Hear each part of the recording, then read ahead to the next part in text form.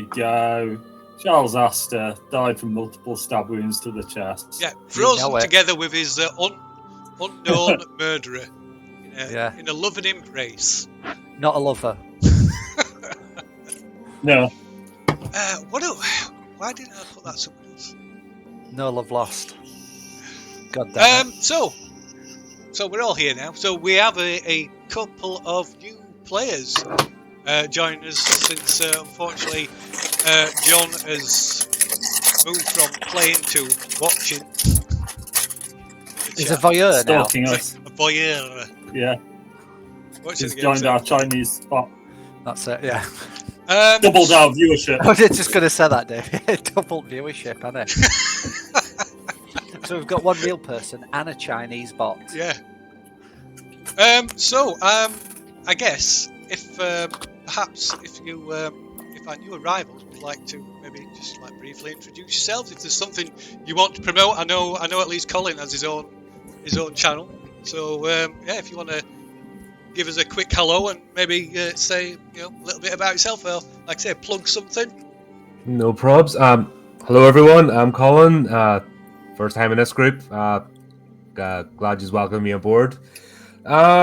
Sort of background. I played a lot of RPGs about 15, 20 years ago. Kind of got out of the way of things, and then just recently, last year or so, got the bug again. My friend actually started a Dragonlance saga channel, so got roped into that. And with that, I decided to start looking at Call of Cthulhu again. I have my own channel, the Horrific Podcast, does everything horror, movie reviews, narrative fiction, games, books. You know, just anything comes up, we do it. So I've had a couple of sessions on there with some of my pals, and it's been good fun. And then I'm just obviously in lookout for networking and groups to take part in. Just try and get back in the swing of things again, and sure enough, here I am. I'm pretty sure it's going to take over my life again. Cool. That's good to hear. And of course, we've also got Derek.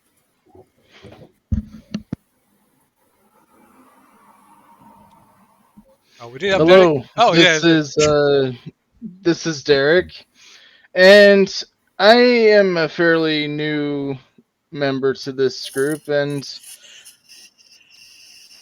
I am hoping out of a long struggle that I will be able to make the best of this group.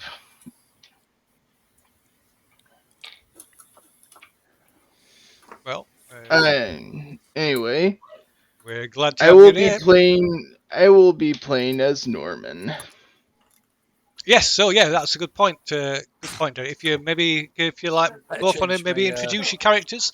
So one of which is probably more familiar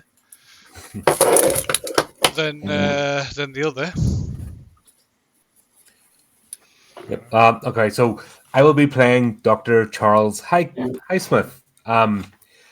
Recently, well, after taking a reflect and recover from the heinous injury of a snowball to the face, I've had a chance to reevaluate things, and after the tragic incident in Inverness, and further looking into things, especially after the incidents at the hospital, Dr. Highsmith was a high flyer. He was looking to move on, and all of a sudden, everything just went to pot. And his invitation to the Tavistock Institution was withdrawn. He's just at a loss. All these events have just taken him over. So he resigned his post, and he wants to try and dedicate himself to uncovering this mystery and amending his ways. He realizes he may have just been a bit too focused career-wise and worried about the optics than actually treating ill people. Cool. And how about? We've got two other new characters to introduce actually. So, do you want to go first, Derek? Tell us a bit about Norman. Let me pull up his character sheet, and I will do that.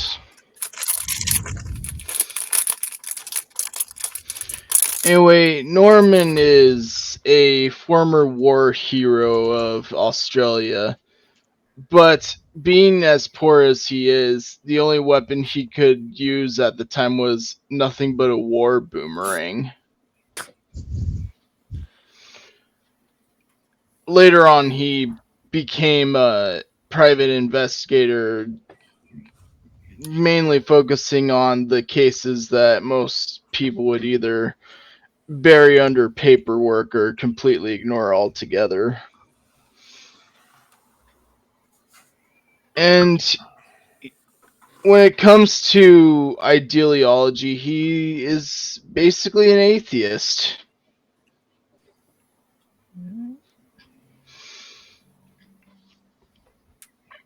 And he is a very, very lively party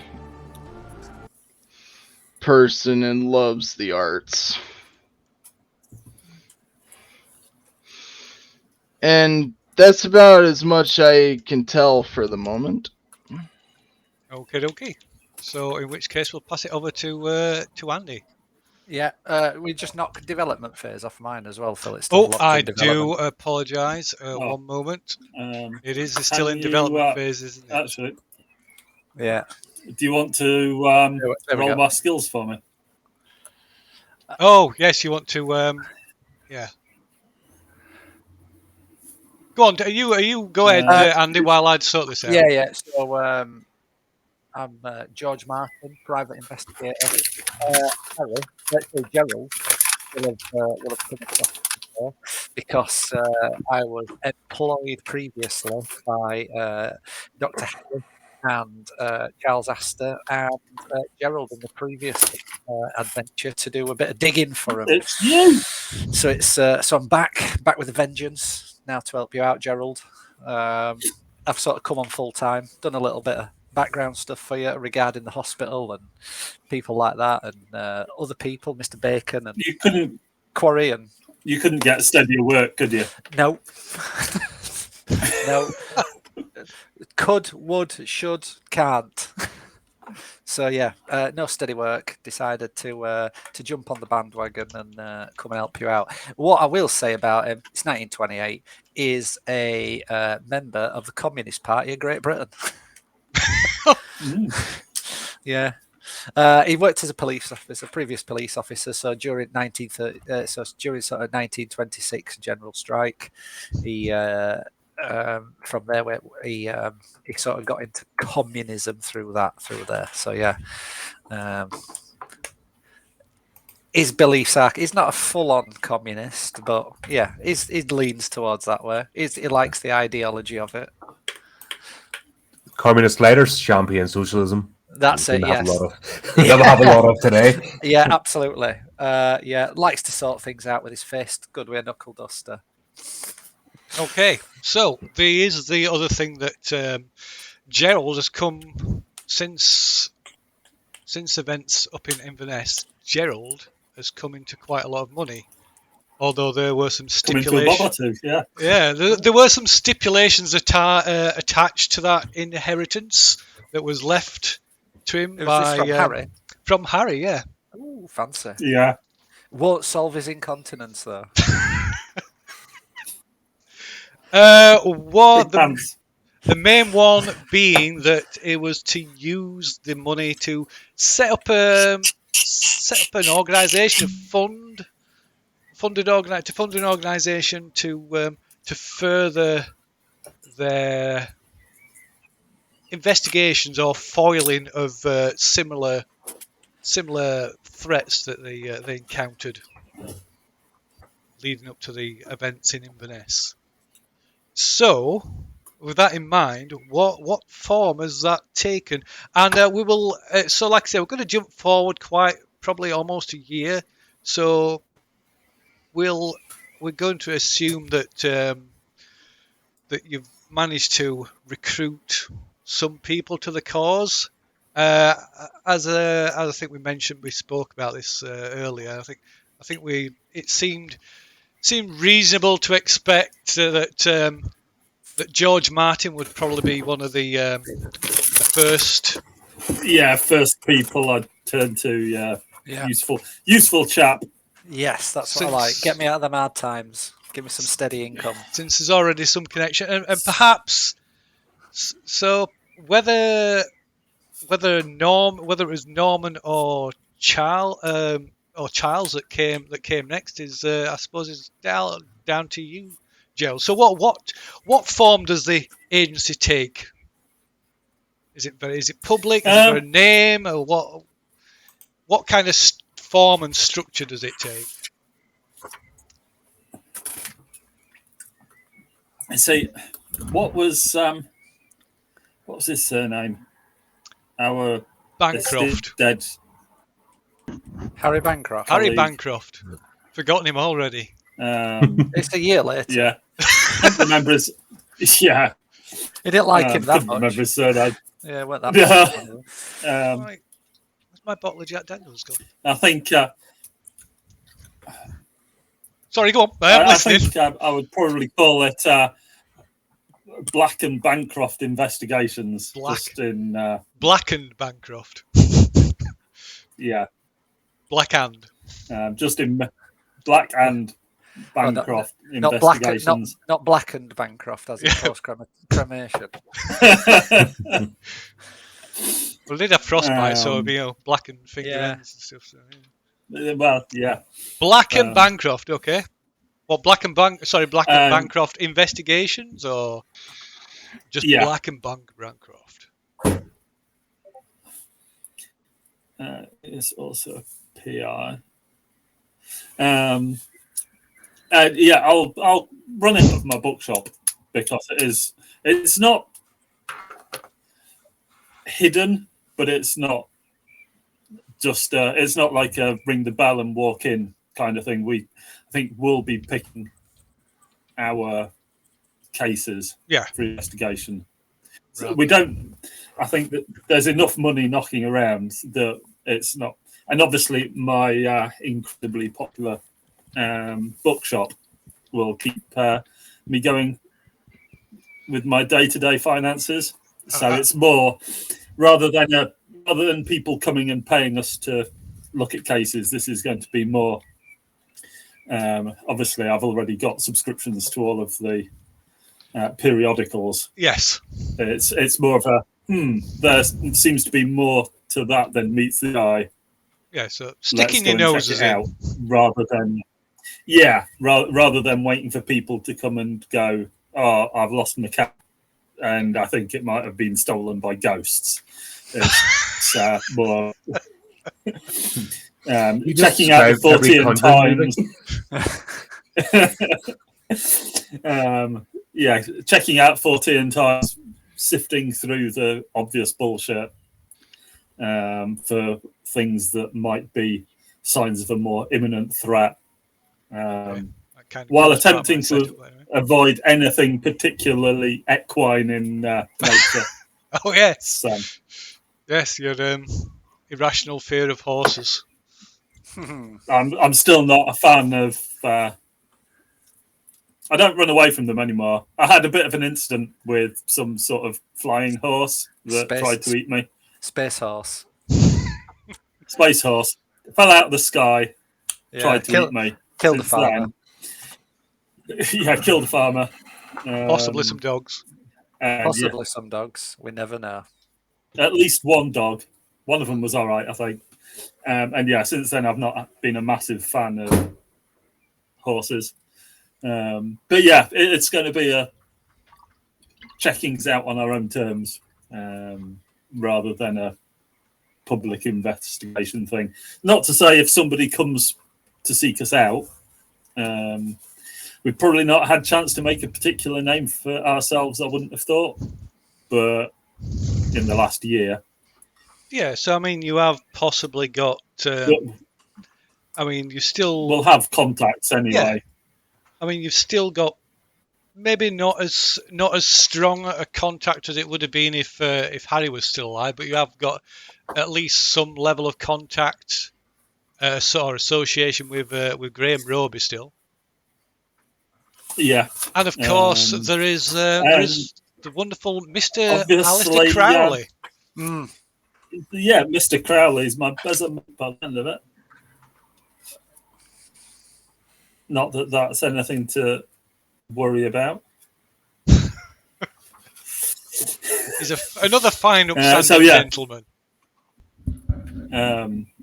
Yeah, I'll have converted a bit of my bookshop into like an office kind of thing. Okay. But I'll carry on with my book selling as well.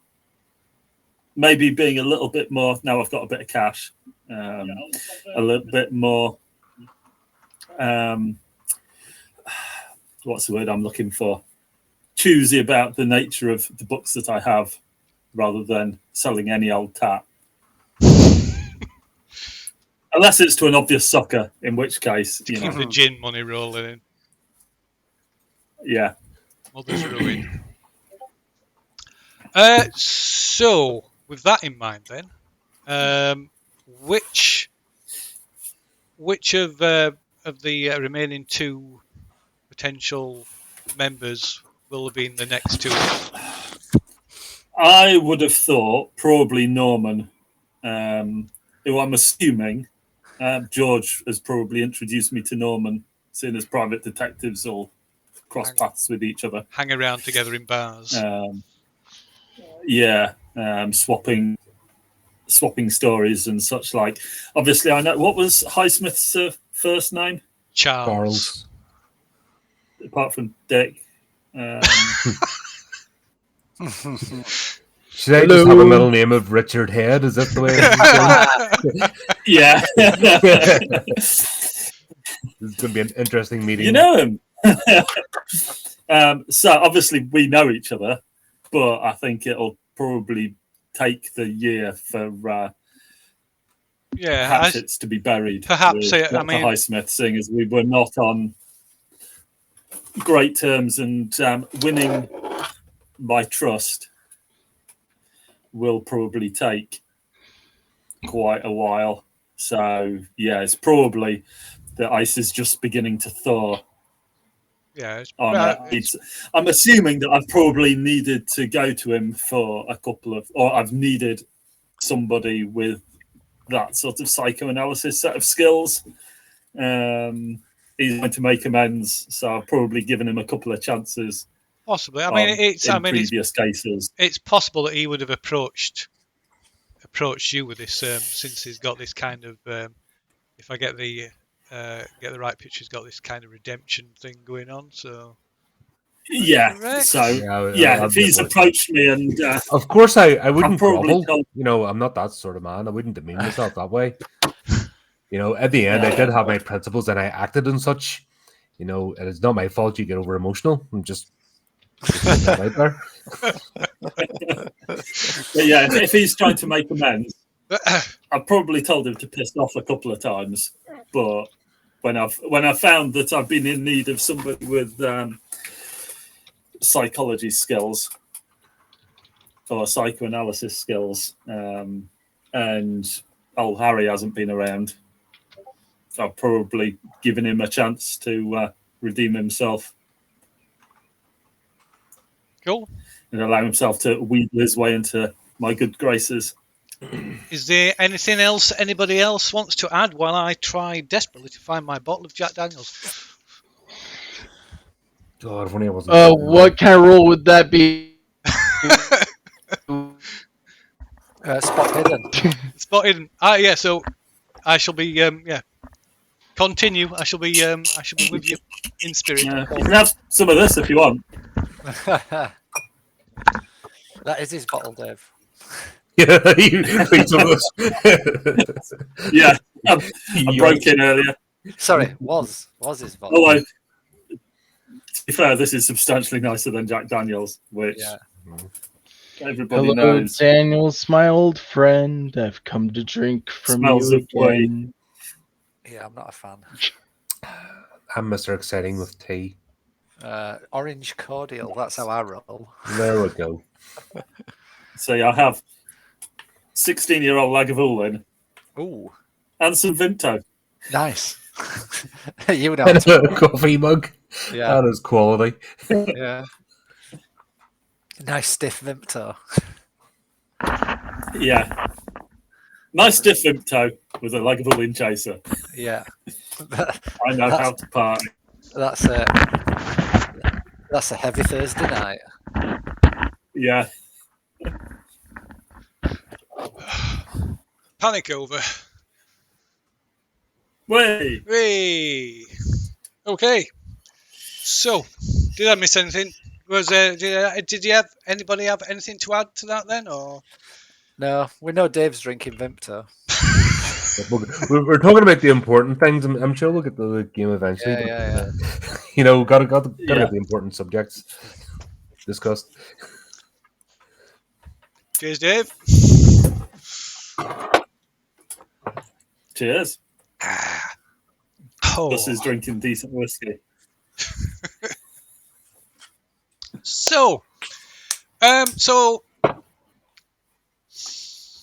eventually you all come together as under the banner of Black and I've forgotten his name already. It's Black terrible. and tan.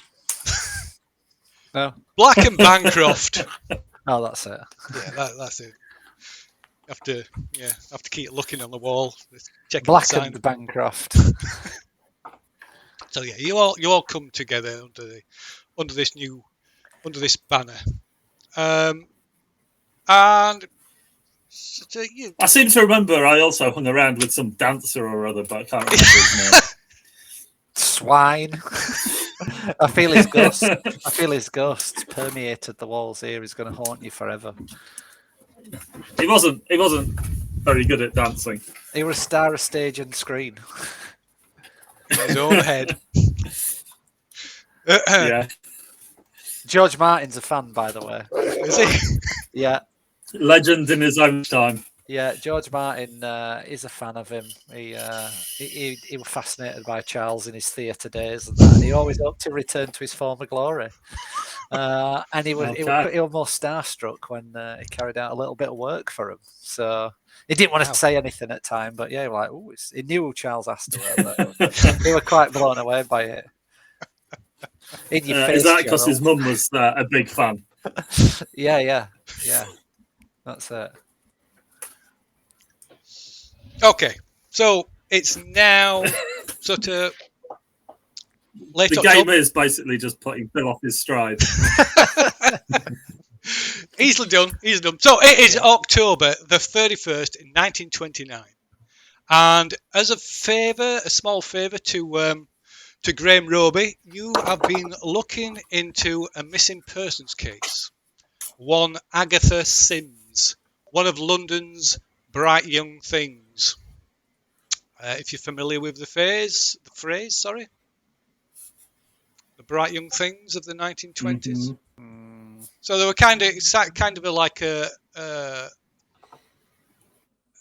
social socialites, group of socialites, kind of like dilettantes. They were kind of looking to like shock. It's not like in my day.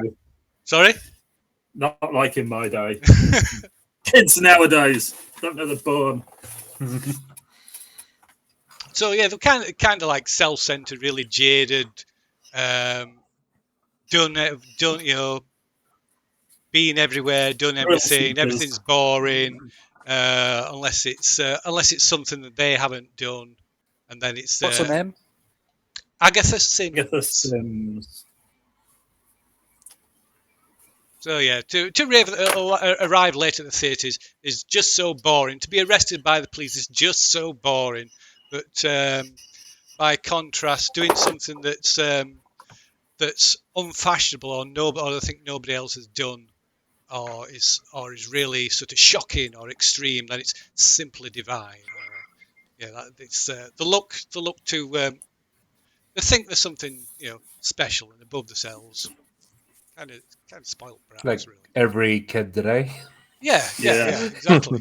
Bright young Every things Facebook user. today. It is the 20s after all, Colin. Yeah. Of course, Um, that's modern. But yeah, so you've been looking Don't at trouble this, it. not too long, and to be honest, you've not turned up much of any leads of it at all. When earlier today, like I say, it's October the 31st, you'll learn that a body has turned up at the morgue. Oh. And because of the kind of people that she used to hang around with, it's a lot of parents to these like these from the social set. They kind of distance themselves. They kind of look at it as like an embarrassment, and a lot of them tend to be disowned by the parents. But despite that, it's still somebody's daughter, and you're essentially asked to go and identify the body. You're given the details, you're given photographs, given like any details like any identifying marks and things like that. But yeah, as part of your employ, you're asked to go to the morgue and identify the body. Nice. Okay. That's I take it, by the way, it's now more sort of normal temperatures for October. It is, yes. So and yeah, that's after the like extreme winter of last year, temperature, the weather has returned more to normal. Something else I should mention as well. So once you hit early in the year, once you rolled into the spring months, your nightmare, Gerald, your nightmares have stopped, completely stopped. Probably still have a couple of interesting dreams about horses. Yeah, probably so. But those specific repeating, recurring dreams that you were having, they just suddenly stopped, and you've not been troubled by them since. Although, as autumn is slowly turning to winter, you've sort of had this growing sense of unease. But regardless of that, you've been asked to go and identify the body of this girl to see if it is actually Agatha Sims. I guess we're going as a group. There's 4 people. I guess we all like to see dead bodies, so yeah, why not? Got a bit of a fetish. Have we got a picture of her, Phil? Yes, you have a picture of her. I don't have a picture of her, if that's what you mean. Yeah, I did. I neglect out of all the things. I'll tell you what. I shall come up with one. She's gonna have wonky eyes. Of course. A before and after shot, please. Yeah. Just to get the juices pumping and get really into this. George prefers the after. Wait, Vaseline was invented. This is it. Right, let us see. What does she look like? So yeah, I'll ring round my minions, for want of a better word. Tell them we've got a development in the case and to meet me at the shop. Ooh. I am straight there because I'm also gamefully unemployed, so I've got nothing better to do. So I can make it quite. You're on the retainer, so you know. Yeah, it's the only thing I'm retained on. Actually, let's. Well, to be fair, if you're handy with. Plus, that would be there as well because I need money badly. Don't we all? Okay, so this is Agatha. Yep, wonky eyes. She hasn't got wonky eyes. Well, she has. Don't look at the eyes. That Raymond's. Is this after? She has got. Did you pick that deliberately? Agatha with wonky eyes in the Google. That's what you got. 1920s. Yeah. Is she like the precursor for what's her face out of Midsummer?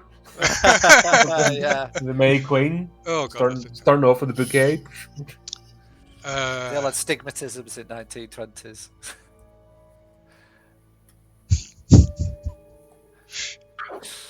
Let's not look at the eyes. Let's not think about the eyes. The wonders of That's AI it. Okay, art. don't think of the pink elephant, right? Sure, that's going to work. Yeah. Look, Right, don't I'm look, not don't look trying at the not eyes. to look at Look around the eyes. Okay. 3, 2, Yeah, 1. you- You're under. You're under. Okay. So yeah, I presume you were all heading to the morgue then. Absolutely. Excellent. So yeah, gather at the pre- shop, head let off to the us- morgue together. I presume I'm going to know, as being an ex-detective and police officer, I presume I'm going to know the mortician. You could do well. Could I? You can make a look. You can make a look roll. See if one of the see if the mortician that's on duty, the coroner or whoever, the Yeah. physician on duty is one that you're No. familiar with. No, No, I'm not. No. no. He tells you that Joseph is he's gone off shift earlier today. Ah, God damn it. Could have maybe called in a few favours. I'm not going to ask what those favours are. Okay. Right. I'm guessing, apart from identifying the body, we'll try and find out what happened. However, such records would not be publicly available. So, are we going to try stealth or Well, we'll just. charm our way in? No, I'll just. I think because Just we've been in, wondering- Aster, I think it, Yeah, so- I so think you've it'd been- be feasible to. Yeah. Oh, not by the mortician, was it? Yeah, No, but it's so not- your presence is being like okayed. I mean, Yes, like- formally identify the body, but obviously we want to dig around a bit more and find out how she died. If there's a police report, Yeah. which won't be Well, available. he'll probably you know, be just for- preparing the Yeah. report. I would have thought on how she died. So Mhm. they'll just breeze it. It's like, hello, chappie, Bob, Jim, whatever his name badge says. yeah, it's Reginald. Oh, Reginald. Reginald. Reg. Ah, You can call him Reginald. Reg. Oh, Reginald, a fine name indeed. So, Hey, no. hi, Reg. Reginald Johnson. With, Reginald Johnson is his name. It's actually got his name down here. So in the morgue there's the attending medical officer, and there's also Detective Hardcastle from Scotland Yard. Hardcastle of the Yard. Hardcastle of the Yard. Here to identify the body. So You have a body here. So yeah. I'd be amazed if you didn't. It's a morgue, after all. So Detective Hardcastle is here. He's already been informed that you're going to be coming to identify the body. Have we come across him before? I believe you've I must have encountered done. him before. Yeah, Yeah. in passing. What's You his don't first? What's his first name? You don't Do we know. know? You're not that familiar with him that you know his Would first I name. know? Been an ex-detective or police officer? You possibly could. You possibly could. Why not? Yeah. So what is his name? Jim. Jim. James James Jim Hardcastle. Yeah. James Hardcastle. I shall have. Yeah. So he says, "What brings you here, then, James and George?"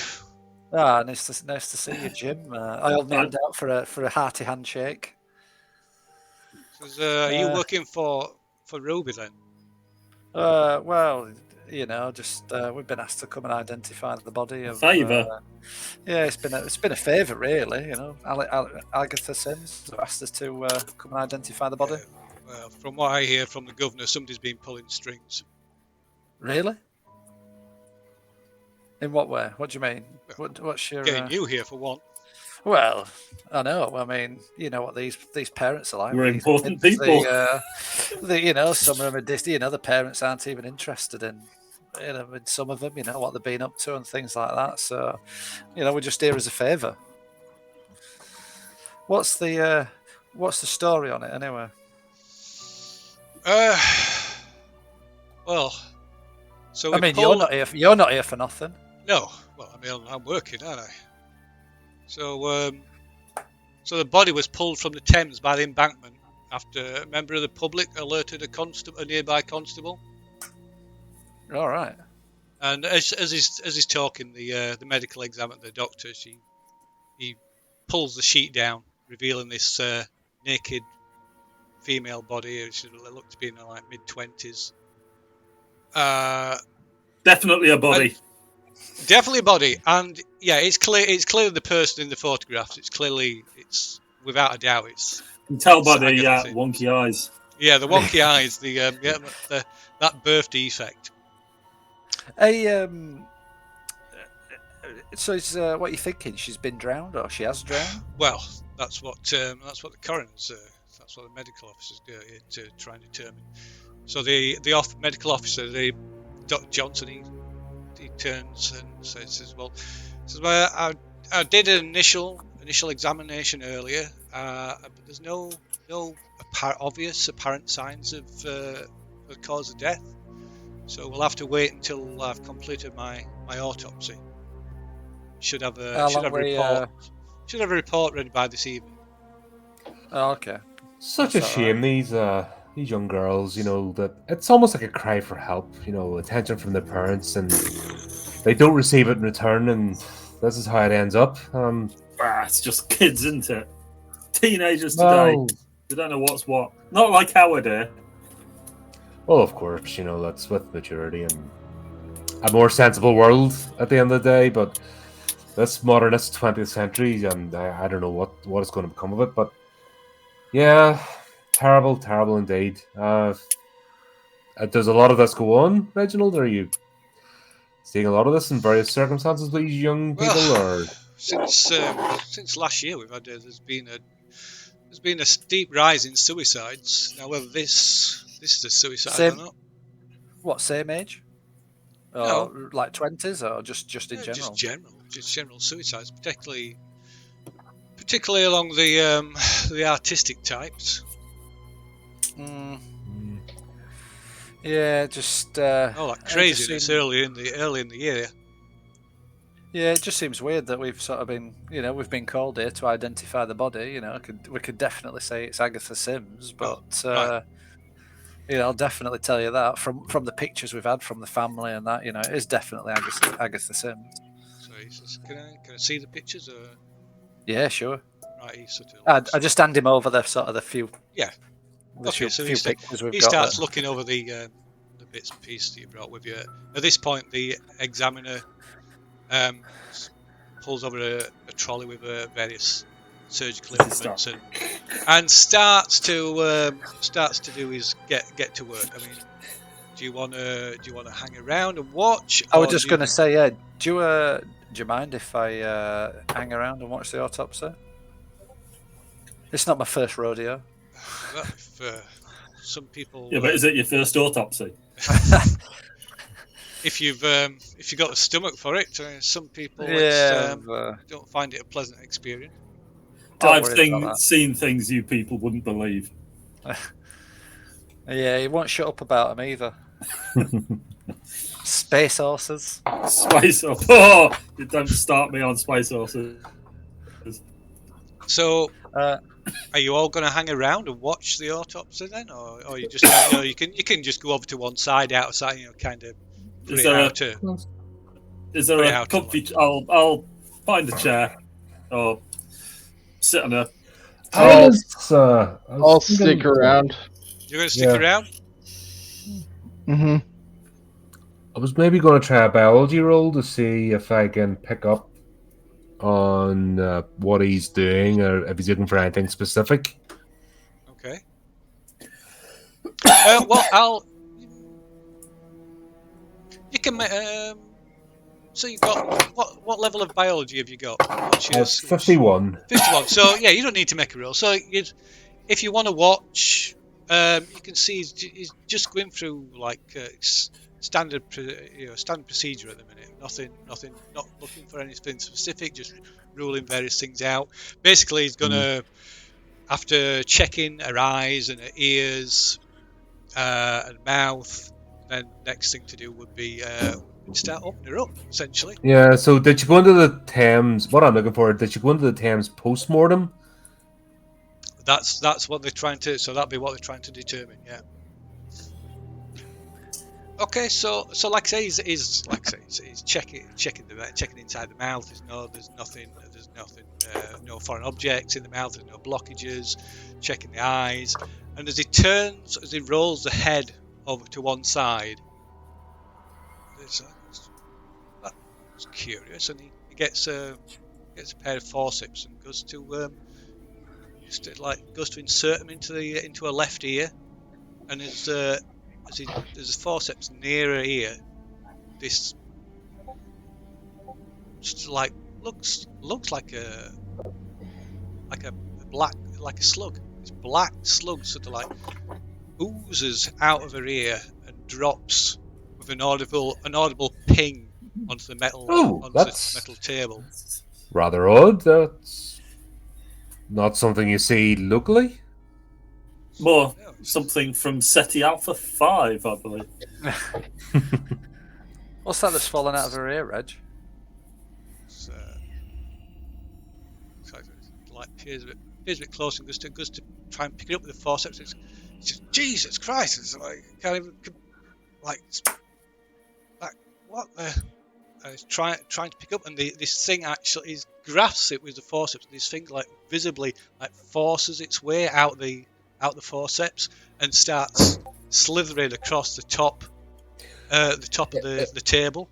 Is there anything you can grab? A pan or something, or a container? Yeah, there's glass, there's specimen jars and things like that. There's plenty of things. Is there an empty one? Yeah.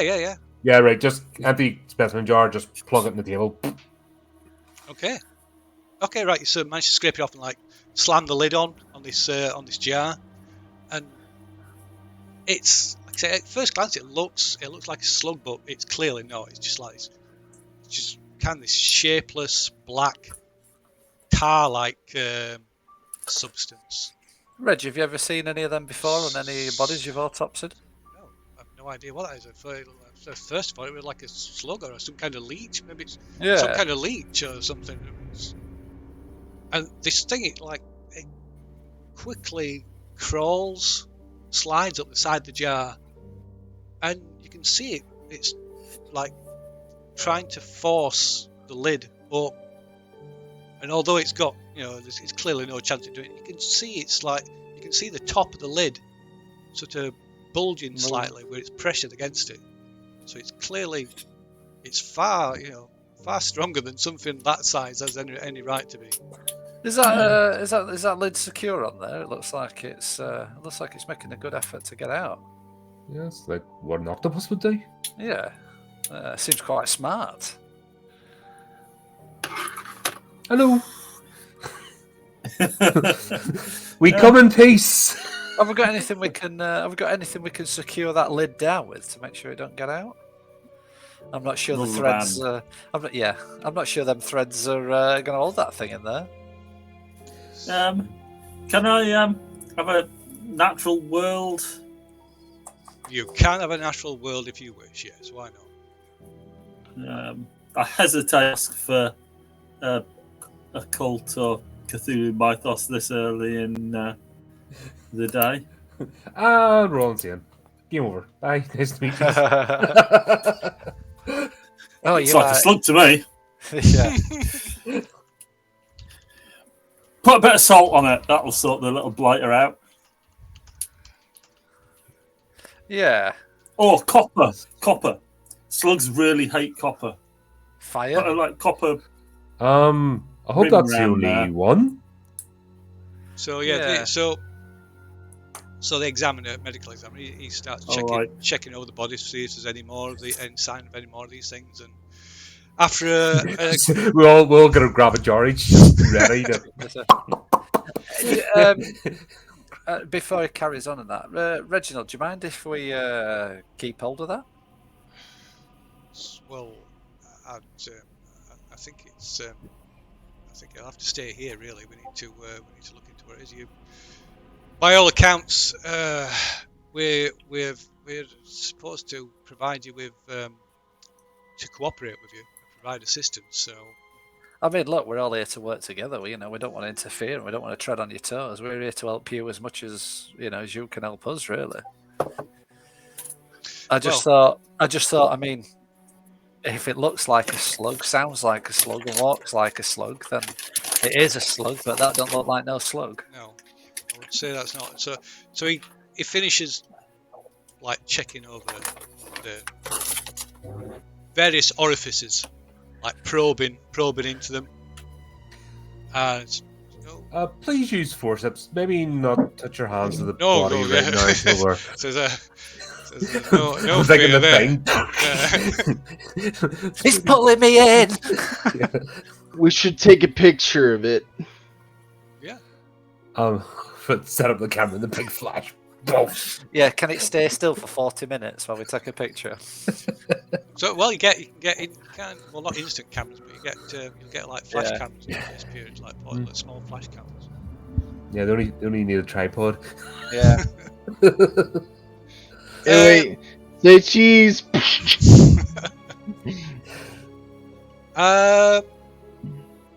So Detective Hardcastle, he kind of like shrugs. Says, anyway, so there was a few things. There's all sorts of shit in the Thames nowadays. Yeah. When we pulled her out, all she had on was this coat. Nothing else. Interesting. Knights of Terror? What type of coat is it? Is there That's a stunning photograph you've just pulled off there. Beautiful. Show it to all your friends. The level of detail captured in the photograph will be fantastic. It's almost lifelike. Jim, is there? Did you notice anything in that coat? Well, Did you check the pockets already? Says like he brings over a box, it's like cardboard box and all. So it's a Wet coat. So these things in her pockets, and so yeah, he opens up the box, shows you what Couple of bricks. What were inside? No bricks. Surprisingly, no. There's a handkerchief, a silk handkerchief. Monogram? No, it's plain silk. Does it have AS monogrammed on it? It does not. No, it does not. There is a silver cigarette case that is engraved with the initials AS though. Normal cigarettes? Appears to be normal cigarettes, yeah. Although they are completely waterlogged. Yeah. There is a small silver tube, about 4 inches long and about a quarter-inch diameter. See it like screw top? No, just like a plate, just a slim silver tube. Naughty. You looked Is it like a that? cigar tube? No, it's That could almost be used nasally. Some 1920s blow. well, looking closer. If you look closer at it, you can see there's faint traces of some kind of white powder in the tube. Even though it's been in the Thames? Yep. Kind of like stuck there, yeah. You got anything that we can test this with? I believe it's traditional. Yeah. It's Colombian. Yeah. So Gerald- medical officer Gerald's said, got we receiving can perform some tests and see what chemical makeup is. Yeah, that'd be handy. Before Gerald hoovers it all up. So just if you put it to one side, I mean, I'll have to finish the autopsy first. That's fine. I take it there's nothing else like any small baggies or anything. No, but there is a small water sodden 1 line per day style appointment diary. Ooh. Can I take a look at that while anything coming up, or in the sort of the days while she's disappeared? Okay, so a lot of it, like I said, it's really waterlogged. You have to be careful peeling the pages apart, otherwise just like tip. I am definitely the man for the job. You are the book connoisseur, the book man. So yeah, like I say, it's one You of have these. no idea how many books I've ruined over the last few months. Well, it was consistently one book, wasn't it? Yeah, it just kept ruining the same book. You think it's bad until Gerald gets over it, and he can make it worse. So yeah, this kind of diary, it's really small, kind of small, but it's like the style of the diary. It's like literally like a one-line appointment diary. So it's just like one line, like for brief entries. It's kind of like the quite fashionable at the moment. So it's it's quite full. This appointment diary is quite full. But like I say, a lot of the writing is like blurred. It's barely legible. But most of what you can make out these single entries as such things as just like numbers, like 43 Adelphi, Savoy. So you can make anybody who's looking at this, you can make a no roll. Gerald, then. That's education, isn't it? It is indeed. Wow. Okay, so you you recognise it. They kind of strikes a chord. So you recognise some of these. The names of clubs and theatres and restaurants in London. So the last entry is from yesterday, and it says Gargoyle. I'll go over to the detective. Jim, my dear man, I guess you've been following up with parents and friends. Is there a pattern to their outings, these young folk? Would this gargoyle be code, or is it a well-known establishment? Let's make a no roll. I'll clue in is Jim. I was going to say, is it anywhere that we've heard of? So says I have to admit I'm not really on the same level as these young folk. So it certainly doesn't ring a bell. It's something. I'll take it down to the station and we'll certainly look into it. So it's definitely a possible line of inquiry.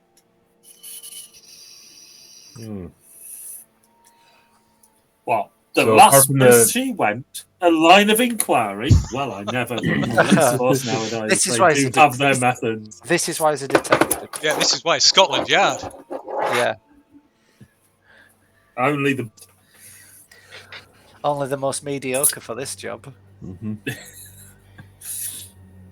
this is them at their heyday as well. I take it we've never heard of the Gargoyle Club. Oh, you can make a no roll. Oh, how we got that? Yeah, it's education. No rolls an education roll. Oh, press the roll button. Education roll? Yep, education roll. Yeah, I've got a 6. I've probably been there. 1d20. You've been chucked out of it more times than you can count. I know the bouncers and the bar staff. Oh, you rolled a 1d20 there, Colin. I'm not sure why. Oh. In fact, well, we've all been there. It's where we have our meetings. Sorry, did I make a mistake? I was rolling for education. Yeah, it's rolled 1d20 for you. Oh, it's... Yeah, I'm not sure why that happened. Let me try an education. Oh, to roll your dice, just click on the skill. Oh, right. Sorry, I'm getting used to this platform. Forgive me. Yeah, sorry. Yeah, so just above your edge. There we go. Right, see it now. Yeah. Let's try that again. What even is this slug-like thing? 75. So that's not no idea. I've had a close look at it. And it still looks like a slug. It's a slug. So the closest assumption that the medical examiner is making, he's assuming it's some kind of leech. It's not a slug. It's pretty sure it's obviously not a slug. It's he thinks it must be some kind of leech. Yeah, it looks like the ex-wife. She were a leech. So we've all been there. Did everybody make? I think everybody made that, did they? Yeah. Yep. Okay, Yeah. so yeah, the A couple of us gargoyle. got hard passes as well. The gargoyle is another club. It's quite infamous and famous. So you've probably all heard of it. It's kind of a unique. It's quite new. Hasn't been open, only been open a few years. And it's kind of a unique blend of club and nightclub that caters more. The clientele's leans more towards the intellectual and the decadent. So by day, it's more like a cafe, restaurant, bar that's frequented by sort of intellectual Marx types. and left-wing types. Yeah, even people like Bertrand Russell and H.G. Wells. A bit crass. You would automatically apply political leanings to someone who's just went through education to get their skill set. Good, sir. So it's a members-only club, and it's like I say, it's quite exclusive, highly eclectic, but rumoured to be tolerant of, very tolerant of for this era. So it's tolerant of age, class, sex, sexual orientation, and Political leanings. yeah, anything goes. But like I said, during the day, it's kind of it's popular with intellectuals and quite a lot of famous people attend it. Whereas on an evening where it becomes a nightclub, it's more famous for its extremes and decadent behaviour. I think we should visit. I think we should put it on the list. Okay, it is quite an exclusive members-only club. She doesn't have any sort of like membership card. She doesn't. There's no markings, tattoos, scars. No, nothing unusual. Nothing other than what you've been made aware of. God, she was pretty useless. All we got was a pet slug. Wonderful. Pet slug, a wet diary, and some coke. Not even enough for IT at the gargoyle. Is our friendly neighbourhood slug still effort to get out of his jar? So it's not. It's not sitting still. It's constantly moving about, almost as if it's testing for testing its confines of the jar, looking as if it's probing and looking for ways out. But it doesn't look like it's capable of getting out. I would suggest you keep that under lock and key, my good man. That with something heavy on top. Yes. So behind some glass as well. I'll put it inside another jar. I'd put it inside another jar that's filled with acid. Well, or salt. Might not be a bad idea. Certainly need to do some tests. Yeah. You're quite welcome to, like I say, I'll have to. My priority is to conduct the autopsy, so.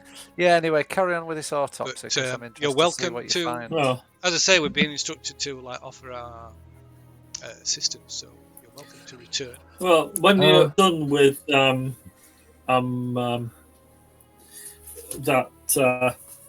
sluggy fella, I know a couple of people that might be interested in having a look at it. Know a couple of biologists that like that kind of thing. Yeah. So yeah, feel free to give us a shout when you're done with it. Wouldn't mind having it checked out by one of my people if you haven't found out what it is. Yeah, as I say, it should be done with the autopsy by this evening. So feel free to call back. Certainly. Suppose go over to the detective. Are there any other lines of inquiry? Maybe we could take one off your hands and have a look. Lighten the load, so to speak. Well, I mean, the body just came in today, so we haven't had a chance to follow up any leads at all yet. So Were you not previously investigating as a missing person, or no? We weren't aware of any missing person case. Very strange. So it's only you. So your agency. So Gerald had been contacted. So this had been done on the quiet.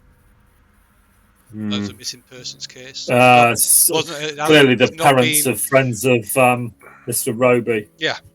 So there's no official. She's not been officially reported missing at all. Right. So we were trying to. All the police are doing. All the police is that they've hauled the body out of the river. That's all they know about it.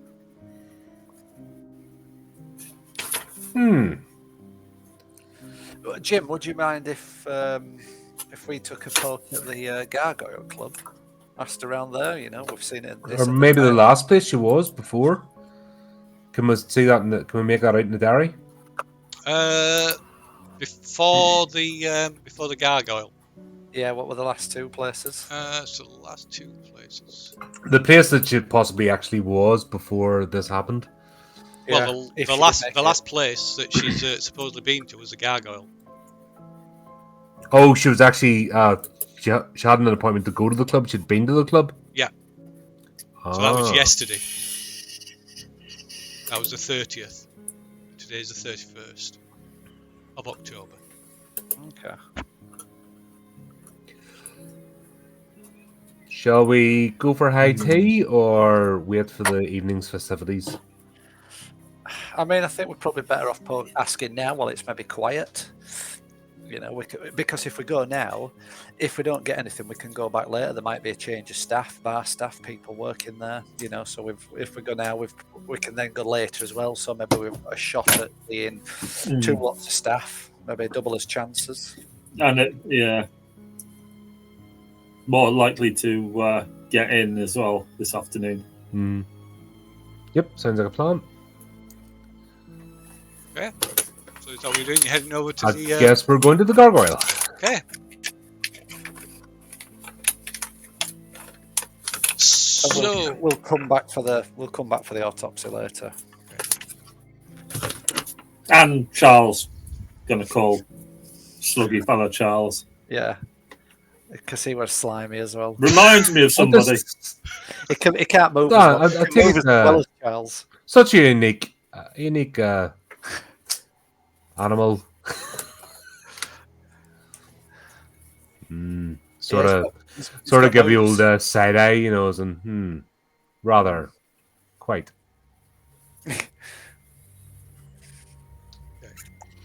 So you're all heading over to the Gargoyle? Yeah. Yeah. Okay. So the club is located in quite a well-to-do residential area. It's there's nothing else like that in anywhere near here, and it's quite the. You easily find it though, because it, like I said, the place is quite infamous. Even if you're not familiar with its exact location itself, it's easy to get directions to it, and it sits almost on the corner of like a residential building. And it's just this kind of really nondescript door with just a kind of really plain painted sign above the door that just says Gargoyle. Beyond that, the only thing that identifies it as a club is that there is a doorman stood at the bottom of the steps leading up to the door.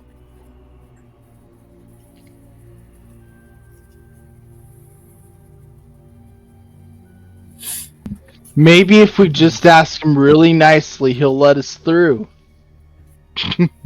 That's the plan. Yeah, well, I'll walk up to him then. I'm like, Hi there, sir. We're here to see some of the staff and just ask some questions. We've got a bit of an inquiry about someone who visited your club. You police? Yeah. Yeah, Got we a are. warrant? Yeah. I pull out. I've kept my old warrant card as it's one of my possessions that I've got, and I never handed it back in. So I pull it up and I keep it away from him and then flash it, so he can't really get much of a look at it, but he can see it's a Metropolitan Police warrant. Give us a fast talk. God damn it! What's my fast talk? Oh. Oh, Oh, nice. Yeah, have some of that. If not, he want brass knuckles, so he got off lightly.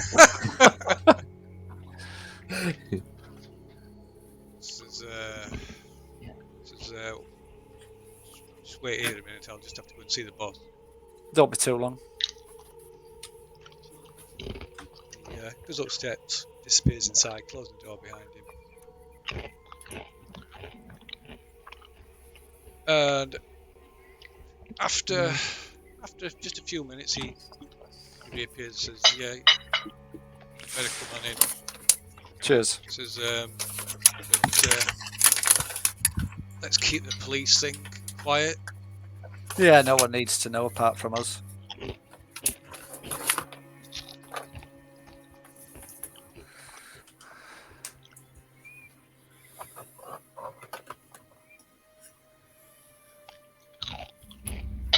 Okay, so go inside, and like I say, it's really quite well to do. It looks like inside. It looks like a high class tea room. Could do with a cup of tea. Nice. It's if a little ostentatious and extravagant. There's We got the crust off the sandwiches, I assume, at the very minimum. I expect nothing less. so there's a bar to one side. And there's a lot of small tables and all. Oh, like I said, just like a typical Victorian tea room. But aside from that, the decor is quite odds with that appearance. So the tables are arranged around a central sort of dance floor, and in the centre of the dance floor, there's the big ornate fountain. Fancy. Hmm. Is there many people in? There's quite a few. It's not packed. But yeah, there's maybe about 20 people in here, sat in various groups. Some sat by themselves, some sat in groups of 2 or 3 people. I guess we're not making a wave or anything. Nobody's like lifting their eyes up to see who we are. We're just we could be anybody really. Yeah, nobody seems to pay much attention. And you can see across the far side. There's an archway that leads into a dining room, and there's a big open log fire in the centre of that. And one ornamentation, bit of decor that dominates everywhere, that's like repeated all throughout, is these wooden gargoyle lanterns that are suspended from the ceiling, like really, really ugly looking Gothic medieval style gargoyles. Would there be somewhere we can sit that's pretty much out of earshot where we can have like normal tone conversation with maybe members of staff without? Because I'm sure if we go over to the bar, start asking questions, they'll stick out like a sore thumb. So I'm thinking if we sit in a corner or slightly off at a table. So the doorman says, "Well, Oh, Mr. Tennant is waiting for you in the dining room." I'd say maybe there's this that we can use. He escorts you. He doesn't let. He kind of corralled you towards the dining room. He doesn't let you sort of like get anywhere or like to allow you to interact with any of the other customers. So if it didn't stand out before, now we do. Yeah. We've been ushered into a dining room. So yeah, so he ushers you through into unless you're doing anything else. No, it's fine. Yeah. Okay. So he ushers you through leads through into this dining room. And to complement the like elaborate decoration here, the ceiling of this dining area is painted. It's painted in gold leaf, and the walls are completely covered in this mosaic of like imperfectly cut glass tiles that just like it's almost the light and the way the lights reflect it almost causes like constant glare whichever way you look. I'm not a massive fan of that. What's the guy's name that we're meeting? Sorry. So when he mentions Tennant, so yeah, it brings to mind it's the owner of the club, the founder of the club, David Tennant. All right. Not Does Doctor he? Who. Do we know he's played Doctor Who yet? So yeah, he's kind of a youngish man, looks to be in his sort of mid-30s, dressed in a tuxedo that's like immaculately pressed, and he's a smoking cigar hanging loosely from a cigarette holder that's kind of clenched between his teeth. I'll not Please. ask for a picture. Gentlemen, come and sit down. This area's quiet. Much appreciated. Thanks. It's not often that when the police call, they come in groups of 4.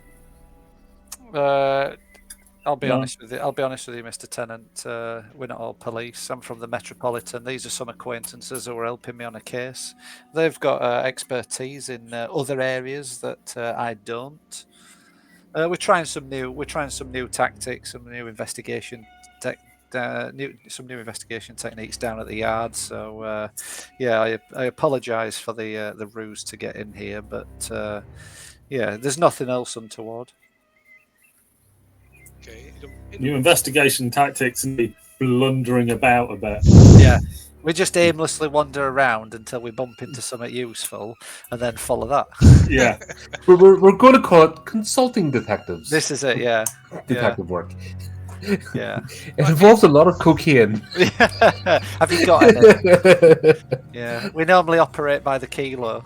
So it leads you to a corner table and offers you all seat. It doesn't even battle eyelid at what you're telling him. Yeah. Can I get a read off him? Yeah, if you want to make what you're trying to determine. Just trying to get what's his general demeanor, his reaction to us coming. Does he maybe have a hint of what we're here for or who about? Because we haven't. Okay, you can make a psychology roll, I guess. Right. So you just click on the name of the skill and it'll do it for you. So, right, that's really handy. Yeah, so other thing I might not have mentioned about the character sheet, so if you look to the right of the skill name, you'll see there's like a little information eye symbol.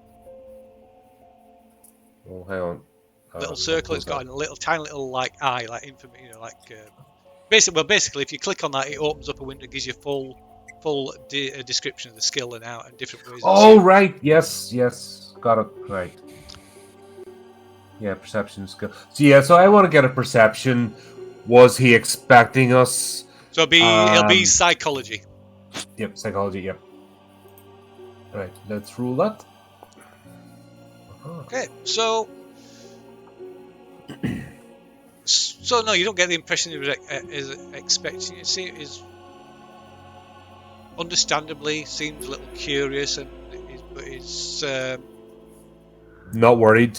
No, he doesn't appear worried or concerned at all. No, probably more curious than anything.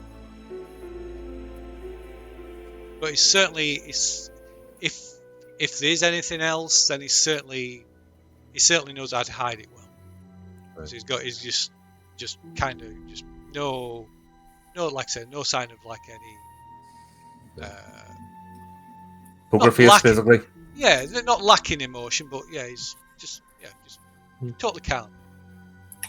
Played this game before. Yeah, maybe so. So, My good man. will this take long?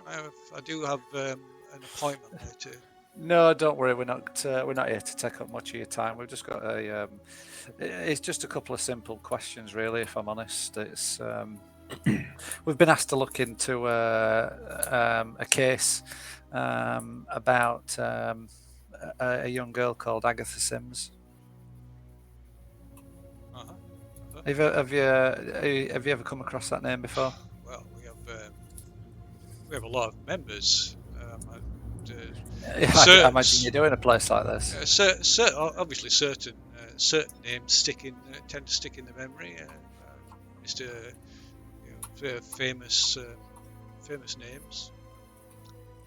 Yeah, I wouldn't expect she's one of them. Charles Aster, for example. Yeah, Charles Aster. Would he be one of you? Fantastic. Oh, I remember him trying to get membership once. Fantastic thespian. Unbelievable. One of the greatest, I might say. I mean, if it's important, I could probably look through the register. If you could, that'd be very helpful. Look, I'll cut to the chase. The body was pulled out of the Thames. Oh, it's unfortunate. Last night. That's all. And you know how these things are. We found on a possession a small diary. This was the last entry coming here. She had an appointment to something here. This was the last entry, so we're just following up those final leads. See. Well, Yeah, there's no finger pointing. There's nothing like that. We're just obviously, like I said, following up the leads. well, I'm happy. I'd be happy to help. Yeah, we'd appreciate your assistance on it. Of course, so long as you can provide your assurance that this will be done as discreetly as possible. This will only be done discreetly. It kind of is part of the reason for the makeup of this rather unique team. We tend to tread lightly through society. You know, there's certain cases that we don't want to bring to public light.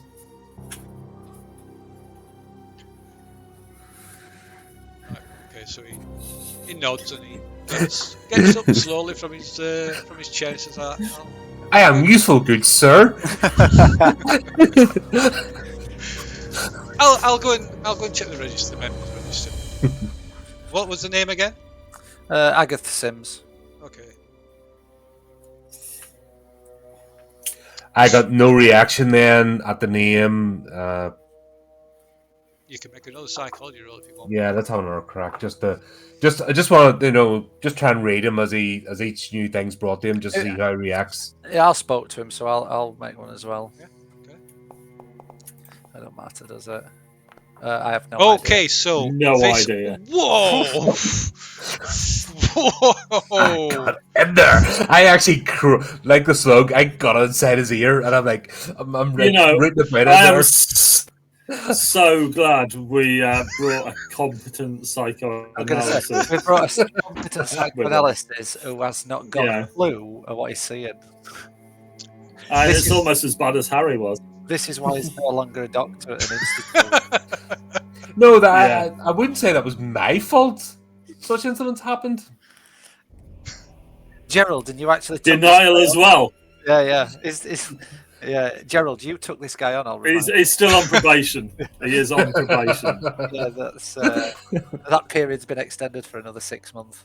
Okay, so Charles, Yeah. you wouldn't rule out that he's maybe even responsible for what's happened.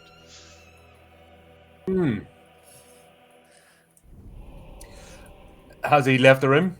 He does, yeah. So he I looked at Charles. He leaves the I think, dining so, room. I looked at Charles because obviously I know his background and that. And Yeah. What's your read on him, Charles? The name definitely struck a bell there. Yeah. He plays a good game of poker, I'd imagine. But yeah, he's rattled. All right, let's see what he comes back. I mean, we can press him if you want, if you're certain. Have a good read. He played good at the start there, but once we actually mentioned Agatha's name, yeah, it changed. You know, it seems like he's used to playing this game quite a bit, but we've definitely struck a nerve. Well, let's see what he comes back with then from the register, and we'll take it from there. Okay, so before If that's okay with you, Gerald, of course. You know, I wouldn't want to tread on your toes. in the Don't head of tread this on- organisation, Look for any extra snowballs. But Gerald's just the cash. Don't let him fool you. Can I, Anything more than the cash cow. Can I have a psychology as well? against Mr. Tennant or against Charles Highsmith. This is gonna. No, I think against Charles Highsmith to Yeah. tell whether he's talking absolute bollocks or not.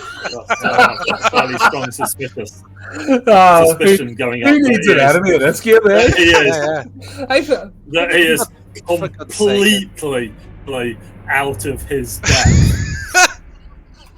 yeah. You probably don't agree with his assessment. Has Norman I got think- anything to I add? think we just need to go a bit cautiously here. yeah. What you saying, Gerald? You don't, I'm just you're gonna. not I keen think we on the need bad to. doctor assessment.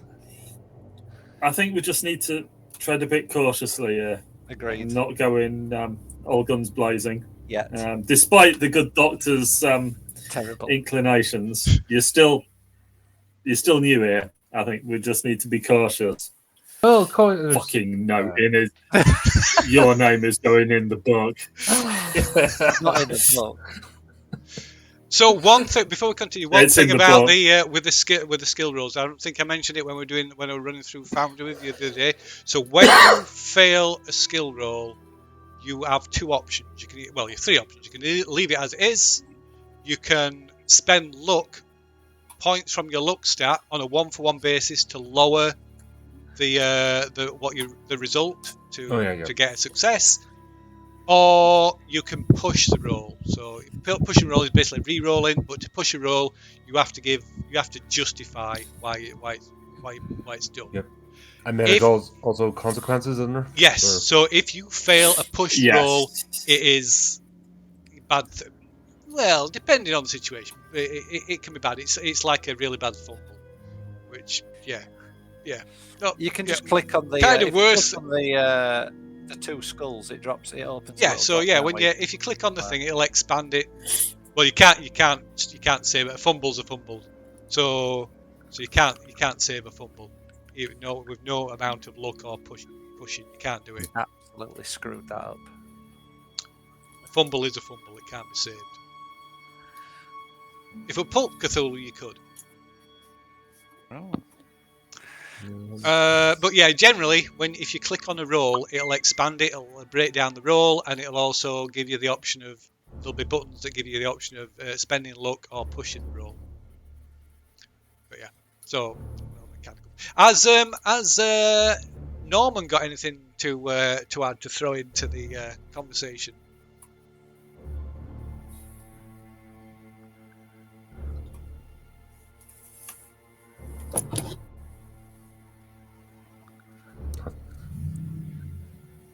Not seeing any activity. Does Are you we with get us, Norman? disconnected?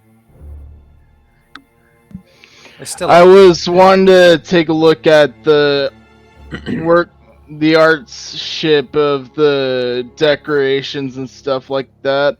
Okay. Would that be like fine art? Well, it depends what you're trying to determine. Are you if you just wanting to have a general look around at it, that I would say that would be maybe a spot hidden, or if you're trying to assess the workmanship or the origin of something, that would be an art. I would say that would be an art roll. I'll try spot hidden. Okay. You give us a spot hidden roll. Okay. Oh, nice. So amongst all these decor, you don't spot anything. Well, there's lots of unusual decor, but nothing unusual.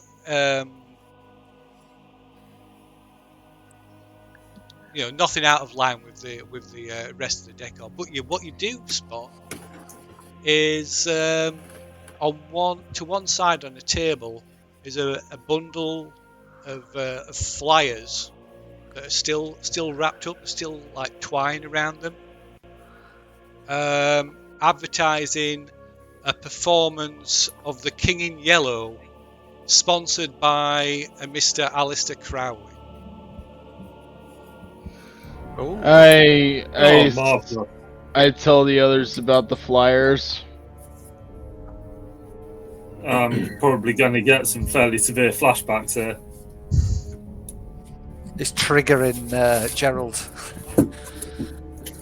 Yeah. I Definitely. have a interest in that, actually.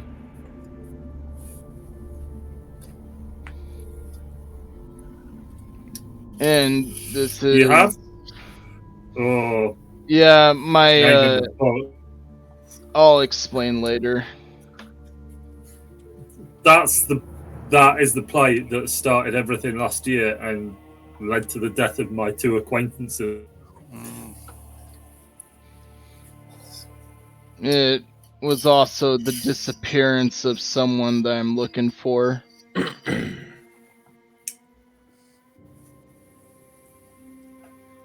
Then Crowley, he is bound to be up to no good. But Okay. no, the King in Yellow, that is bad news. That is cast iron bad news. Do we know what day it is going to be held on? So it says it is going to be a month from about a month from now. Where Can I take one of these? Yeah, you can take one. My memory's not what it used to be.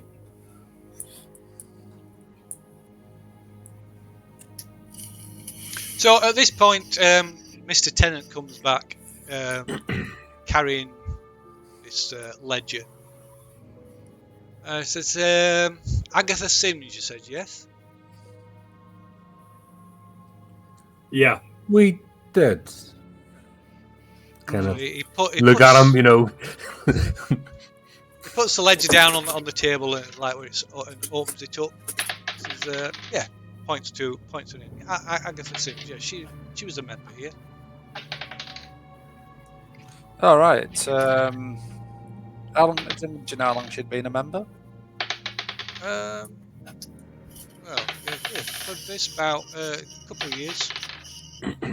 Oh, okay. It's just that, yeah, she'd got it in her diaries, like I said, as this was the last place that she'd visited. And Well, it's easy. That would be easy to check. I can. If she was here last night, people have to sign in after all. yeah, I mean, I just wondered if she. I don't suppose you'd know if she met anyone here, would you? Or Well, I'm a busy man, Mr. Martin, Mr. George Martin. I mean, I could find out which members of staff were on duty last night. I mean, we have got interest in this, in this case, Mr. Tennant. And, I mean, we can look at it two ways. I mean, we can either talk about it now, or if you're busy, we could potentially move on. And if you could sort of put us together some information about it that we could come back and collect later. Well, I suppose it depends on your sense of urgency. I Mr. mean, Martin. if it wasn't urgent, Mr. Tennant, we wouldn't be here now. This is, we're talking about a young girl, member of your club, early 20s, found dead in the Thames, pulled out of the Thames. I'm not suggesting anyone here's got anything to do with it, but, if we could speak to people and find out whereabouts and sort of movements at that time, then it'd. Of course. I understand. Very well. You forgive me. I do have some, as I say, I do have some pressing appointments. But you're right. Should give it the importance it deserves. Yeah, thank you. So, if you'll excuse me, I can quite easily find out who's on duty, which staff are on duty that evening.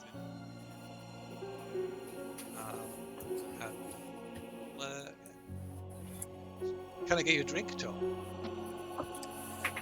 Tea, perhaps.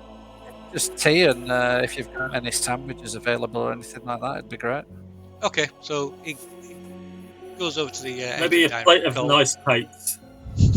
And he calls over a waitress. Says, "Sir Charles, come to see these gentlemen. Get them what they want. It's on the house." Another Charles? Lord. Charles. So Charles is everywhere. We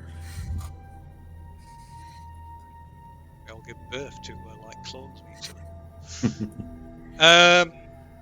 Yes, so this My ears will prick up with that on the house. So the waiter comes over and takes your orders. I might have come into money, but Old habits. yeah.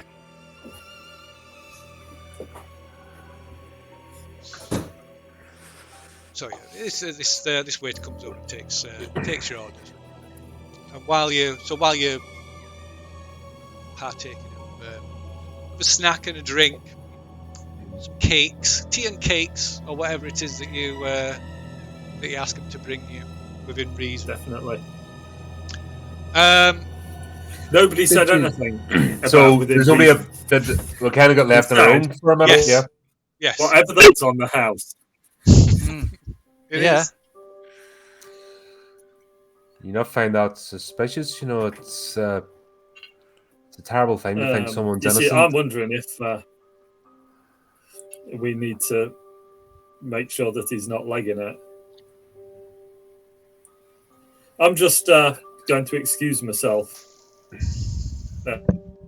And I don't think someone has. can we see the front door? Sorry, can you see the front door? You can see the front. Not. You can. Well, if you get up and look, you can see the front door.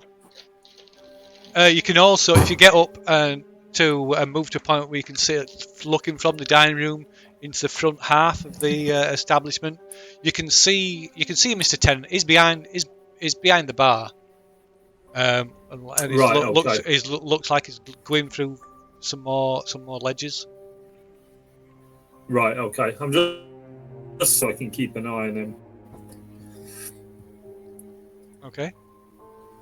What was I'm just Charles saying something? No, I was just saying, that nobody else find that suspicious. It's a terrible thing when someone claims to be innocent and it turns out they're not. I would not.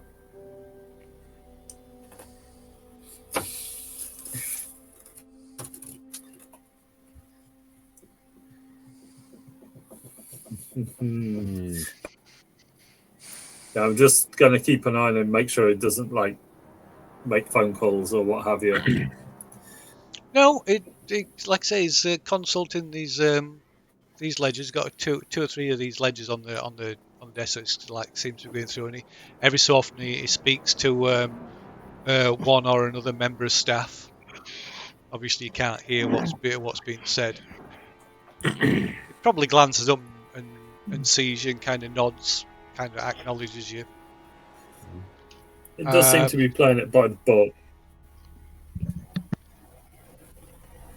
And maybe after about 10 minutes of this, he comes over and says, "Yeah, she was. It looks like she was in last night. with a group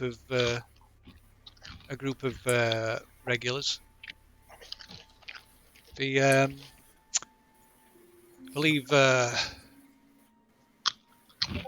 believe George was working the bar that night. He's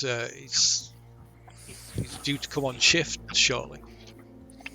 Oh, that'd be nice to talk to him. Maybe able to I can make shed that some happen. light. I can make that happen. Yeah, we could. We wouldn't mind talking to him if possible. That'd be great. But yes, it was. As I say, it seemed she was in last night with some regulars on that she, according to what I can tell from the register, it's same people she usually attends with. You know their names, please? I do.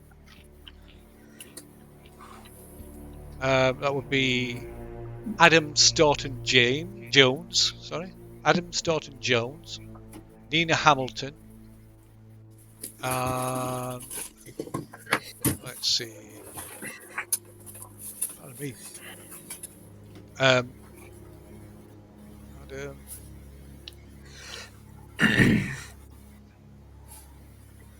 Are any of these names ringing bells? You know, societal pages or surnames leaping out? No, it's not. They're not. Do you have the last name? Sorry, yes. So where was this? Adam Staunton Jones, Nina Hamilton, Evelyn Johnson, and where's the last one? Jeremy Taunton Smythe.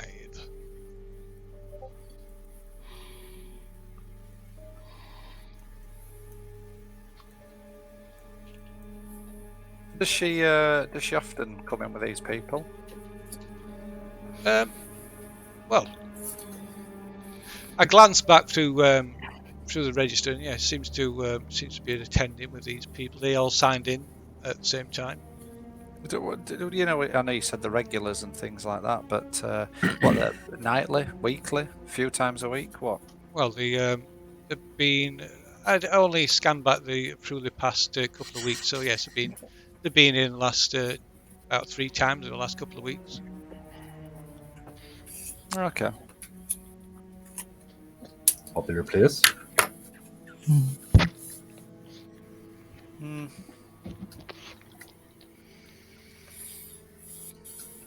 I'm guessing when somebody becomes a member, there's nothing like home addresses or anything given out. Oh no. We offer a discreet establishment. We don't infringe on our members' privacy. No. Right. So guess we'll have to wait for the barman then, and yeah, let's yeah. Do you mind if we hang around and have a drink and a bite to eat before the barman comes on? Please make yourselves comfortable. I'll send him over. He should be here within the next half hour. But if you like, I'll give word for him to send him over. If you like, excuse me, as I say, I have some appointments I need to attend to. Yeah, thank you. Appreciate your time. Do you think once we're done here, we should look up those names he's given of us of the regulars and see if we can find anything about them? Could be worth talking to. Oh, I haven't been here that long. We'll still to go back to the autopsy report, maybe. James, our police officer friend, we could always split up. Check the names and get the autopsy report. I mean, it's another lead to follow up. Yep. Yeah. Like I said, if there's none of these names like leaping out the well-established families or anything, so it could be anybody. So it needs some help, I think.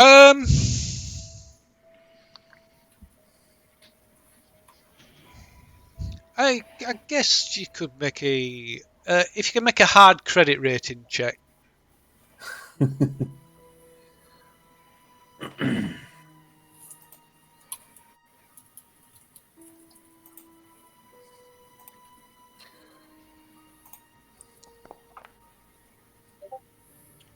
I'm guessing that's a no. No, that Is is this it. just This is for, I'm sensitive.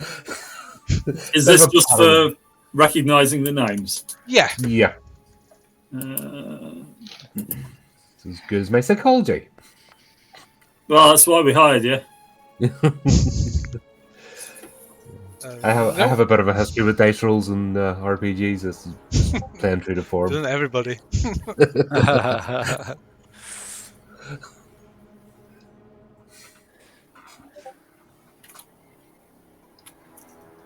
Okay.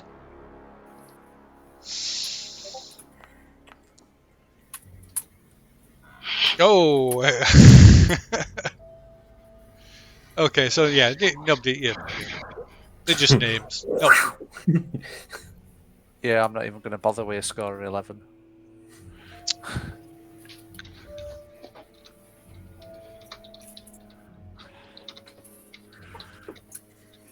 You never know.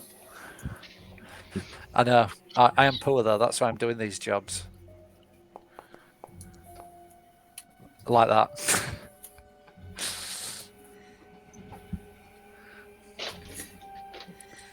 okay.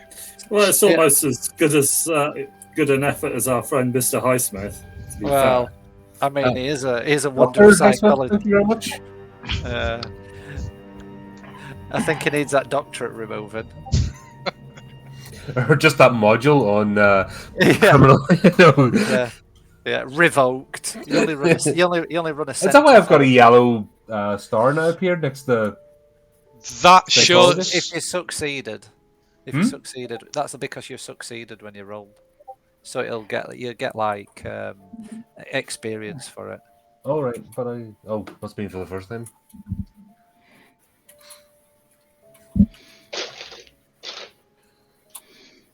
So we'll wait around until the barman comes on then. Get around, get fat. What have we got? Salmon, cucumber. Absolutely smashing these sandwiches. Okay, so Little cakes for me. cake. So yeah, I about. think Sorry, go on.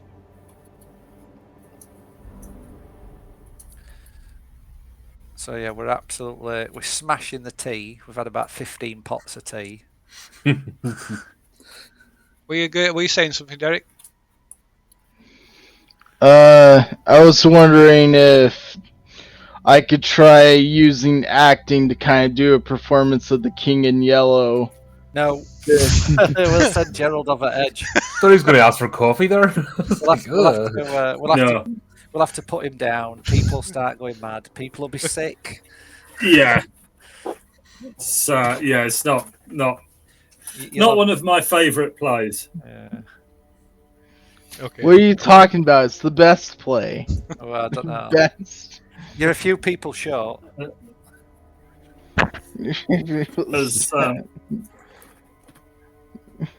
As somebody who has seen it performed, yeah, let's not go there. Okay. I mean, my fiance was part of the play, though. I'd possibly look into yourself another fiance. Yeah. Yeah. Ooh, touchy subject. That. That's it. You know, if you don't be making harsh judgments of my fiance because I got a war boomerang in my pocket. I don't We think thought you were just happy to see us. I don't think you've got space to be throwing a boomerang around in a club. No. And Might knock over the teapot. I was going to say, we're trying to keep Mr. Tennant on side here for the moment. So if you start chucking a boomerang around and smashing it up and then having to go pick it up, I don't think. Throws the boomerang, smashing all the chinaware. Yeah, I somehow think in a space this small, it won't be coming back to you. Okay. I don't believe war boomerangs are designed to come back to you. Is that not just a stick then? Pretty much. I think it's a heavy stick. It's a log. Knock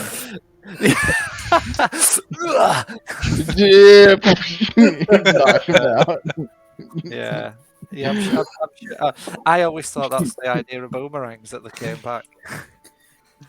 Bearing in mind that if your boomerang hits something, it ain't coming back anyway, on account of it's going to have hit something. That's not what cartoons through my childhood and 80s told me. I'm not this China we're drinking out of is very expensive. So anyway, so about 15-20 minutes later, you're approached by a man in his mid-20s, blonde hair, sort of cropped and shaved across the back. Dressed as one. He's obviously one of the staff from the unit, like from the dress he's wearing. And says, "Mr. Tennant said you wanted to speak to me." Ah, yes. What's the name? George, is it? Graham Price. Graham. Sorry, Graham. Sure, he said George. I thought he said George.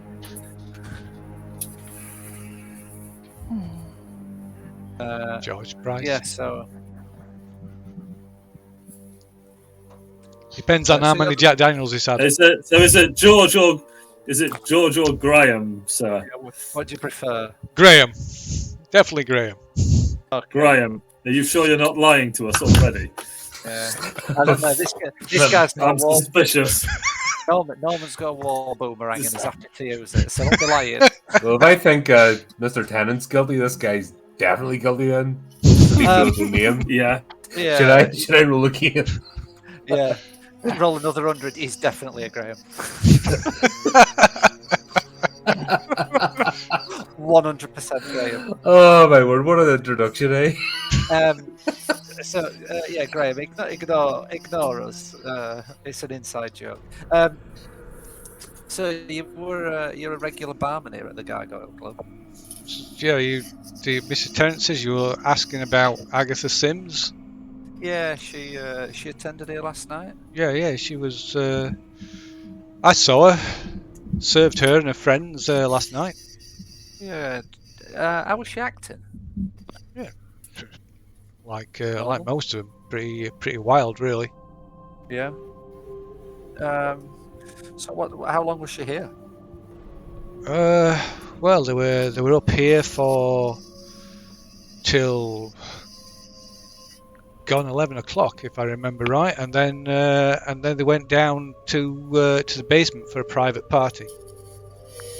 Okay. What? Somebody's private party or? Yeah. Michael Compton. Michael Compton. I take it he's a member. Everybody's a member. There's no. If you're in the club, you're a member. Okay. Are we members? Well, yeah. I guess we are now. Touché. Thank you for confirming. Touché, Charles. There's Dr Bancroft. There's Agatha and her friends. They're a little bit outrageous. Describe outrageous. I mean, I'm a barman. I hear stories, but they're only stories, so I don't know. I don't know how the truth of them. But her friends did tell me once that she got there was quite a famous racing driver in the club one night, and she got him drunk, And after he passed out, she stole his ID and his identity armband for some kind of race. I don't know the exact details, but she supposedly, if her friends are to believe, she took his place in the race. Really? She passed off as a man? Yeah, that's what they say. Scandalous. Well, yeah. Did she win? Did she win? Yeah. She did, by all accounts. Oh, Well, as I say, this is just a story her friends told. Interesting. So who's this Michael? She totally trashed the car, by all accounts. And she Well, won. that's understandable. Yeah, You know, I mean, there's she's a reason why women don't have licenses. yeah. So why they don't let them in sort of prestige racing? It'll polish out, I'm sure. What's the so is this Michael Compton then? He's another member, sir. Yeah, I gathered that he's in the club, but is he of note? Is he? I'm not sure what you mean by note. Or is he of note? Sir? Is he somebody? Does he have status? Does he have a profession? Is he, He's not one of the more famous members. No, I would class him as a normal member, an average member, if you like. No more important or outstanding than the Miss Sims and her friends. Did she? I mean, I guess you don't know what time she left then if she were down at the private party. Well, I think I was here until I was here until we close up. So closing time is. So it was what? It was gone midnight, maybe 1 o'clock. Dirty stop out. So it's. I was supplying them. Me and the other staff were supplying them with drinks. So we're taking drinks down to the basement rooms where members can hold private parties. How many people were at this private party? About a dozen or more. Okay. But probably more than half of them left by about 1 o'clock. Most of them were a little worse for wear, should I say? Barely able to walk. I remember because we had to call taxis for most of them. Okay. Was there a theme for the party or anything special later on, or was it just a gathering? Just a gathering. There was a little risque for my tastes, if you know what I mean. I'm afraid I'm not at liberty to go into details, as I'm sure Mr. Tennant explained. We respect the privacy of our clients. Did Agatha leave with anybody? She did, yes. They left about 2 o'clock. Agatha must have had a little bit too much to drink because they carried her out. You say they? Okay. Yeah. They? Yeah. Yes, Compton and Who was she carried out by? there was Compton and Jones and Nina Hamilton and yeah. yes, Smythe. yes. That little lot. Did they all get in the same taxi? Or, I believe so. Yes.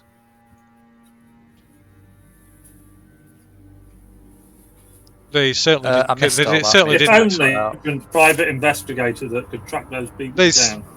They certainly didn't re-enter the establishment. Well, we closed up anyway. They were the last to leave that evening.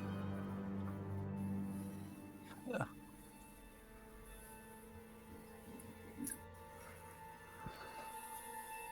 So they were probably.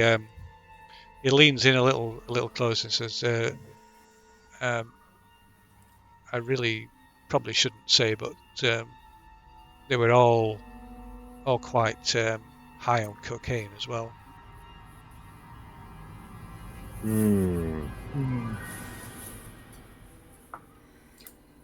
Guess Oh, sorry. Who carried them out? My internet cut off. I know basically this the crowd that Compton and the group that was Couple of- already. All right, the friends that we knew about. Yeah. So he says, yeah, they were all. I know this is. Sorry, carry on. They were all. Graham, They're all George. known cocaine users, customers of Brilliant Chang. Sorry, what was that name again? Brilliant Chang. Brilliant Chang. Which is, it's main supply to most of the clubs. There's a place over in the Limehouse district.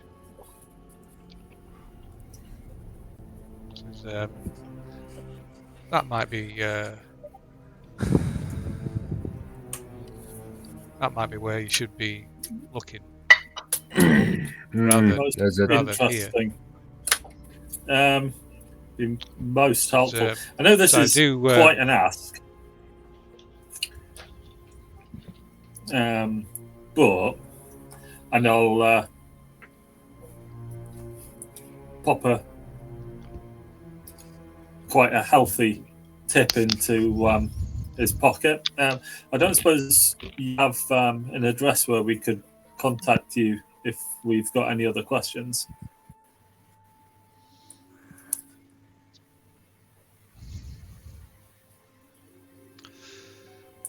Says, oh no, I don't think so, sir. And he scribbles something down on a napkin and passes it to you. Well, thank you anyway. You've been most generous with your time, and I'll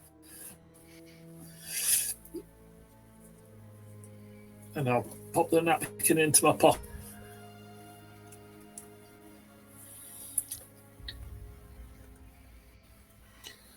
Is there anything else I can help you with, sir?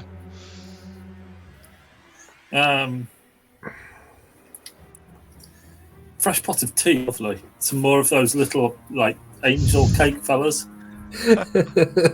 And another round of sandwiches won't go amiss. Maybe to take the we bankrupt the gargoyle. cake out to yeah. I've done my best. Maybe a little takeout box for anything that we can't eat. Okay. Yeah, he kind of glances back over his shoulder and pauses, seems to wait for something, and then turns back and says, "Yes, of course, sir." Can we see what he looked at then, or what he? Well, you can get up and go. I mean, he was kind of leaning back and looking back through into the front tower. I'll get up and have a look then. Okay, I well, I presume that David Tennant stood there. Mr. Tennant is stood over there. Yeah. So I'm going to make the assumption that Mr. Tennant were listening into the conversation. I don't need to check for it. I know. Well, it was too far away to be able to hear what you were talking about. Okay.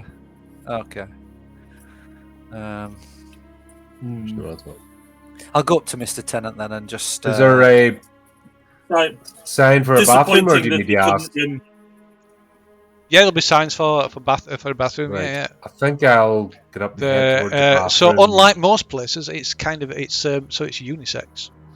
Oh, it's going to absolutely obliterate the pan. Well, I was thinking there's a reason to get up and have a look around, see if anyone's acting unaccordingly or reacting to us being there. Okay. Probably fair to be maybe slightly disappointed that our friend George couldn't remember anymore. Just to protect his good name. If your man asks us. Yeah, makes sense. When I get a second out of sight of your man, I'll just have a look at What the pocket napkin says. Okay, it after a gives cup you. of tea and just have a look, see what is written on it. There's an it is written an address in the Limehouse district.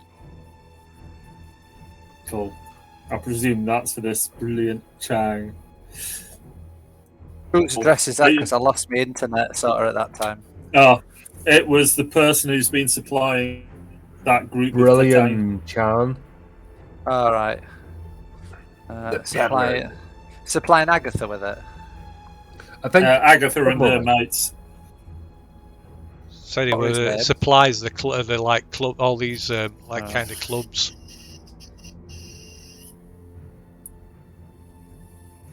What did you But say his yeah, name was? just to Chan. protect our Chang. Brilliant Chan. Brilliant. Yeah, Brilliant Chan. That's his. That's the name. Oh, yeah. Oh, I thought he was silent. I thought it was brilliant. Brilliant, Chan. Cool. It's I don't think we want to go straight away to a crime lord. Brilliant. In court, brilliant. All over his nose. Yeah. Accrington Stanley over there. You won't know because you're off your face on drugs, man.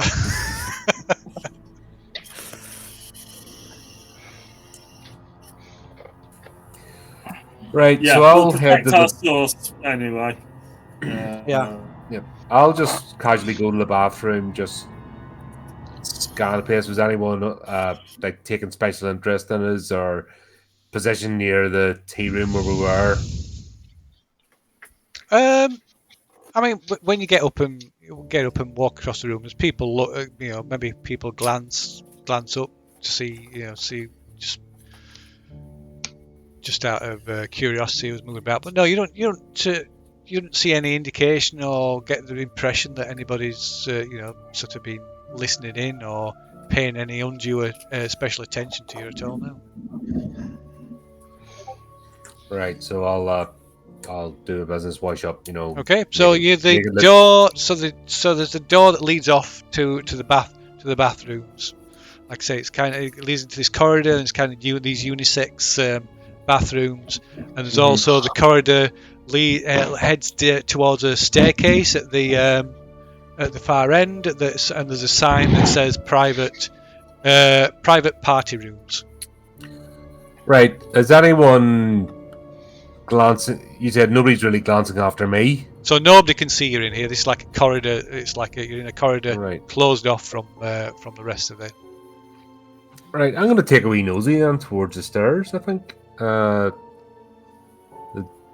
Is it just leading down? There's no locked doors or No, anything? it's just a set of stairs. It's quite dimly lit. The walls here down on the walls of the staircase are painted in this really sort of dark red, and the lighting's really, really dim. And you Okay, can see so the stairs go I'll just- down. There's a corridor at the bottom that runs off back under, Right. like switches I'll back under the briskly club. take a walk down the stairs then, just to see, because I'm just saying I got turned around and curiosity got the better of me. Yeah, head down. There's no get to the bottom. There's nobody. Can't see anybody. And there's this another corridor running off, and it's all painted this really dark. It's real dark red. And the lighting's really subdued. And it's just a corridor that runs about 20-30 feet, and there's about three doors on either side. Right. And it just says room 1, 2, 3, 4, 5, and 6. Oh, so it's not scary, very scary, not scary at all. A soiled mattress in one corner. Nice. That's right. If I gingerly test the door, go to door 1, if that's the first one I come across. Yeah. So door it opens. Door opens, and it's kind. Again, it's got the same same decor. This like really dark red walls. There's none of the only other decoration is there's more of these gargoyle lanterns hung everywhere. Mhm. But other than that, the room's quite sort of bare. Right, okay. So I'll close the door discreetly. So I haven't made it obvious that it's been in. I'll go to the next one. Okay, so you go in. You easily go to each door, and each room is pretty much identical. It's like just a square, a room maybe about 15 foot square. A couple of them have some tables and a couple of chairs kind of pushed to one side. Each room's got a radiator in as well, and you can make a spot hidden roll. Okay, let's...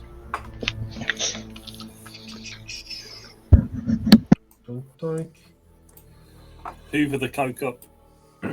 Just normal, regular, yeah. Yeah, just a regular spot hidden roll. Yeah. Okay, let's have a crack. Oh, Sees nothing. Okay, I'm so true to form. so I say you I can, walk in the wall. Oh, nothing to see here. so you can spend luck, which is very unlikely, or you could push it if you wanted to. No. Yeah, I'm not meant to be really down here, so I'll not push it. Okay. I'll go to. I'll close that. That was the second door. Oh, so that's kind of all of them. So each all one of them, right. you've gone through them all, and they're all, like I said, they're all kind of pretty much identical. You might as Right. well go for it. What's worse that can happen? We get chucked out. Like, yeah, what's the worst that can happen? I just roll a spot hidden and roll at 100. Yeah. Well, if you push it, any sort of file is. Do you know? Okay, right. Then, why not? Then for right. So Yeah, that's it fails a fumble if it's pushed. Yeah. Right then. So that So it's still standard roll. It's just don't. standard roll. don't Yeah, if you fight. like, say if you click on it and click on expand it, Yes. there's a push button.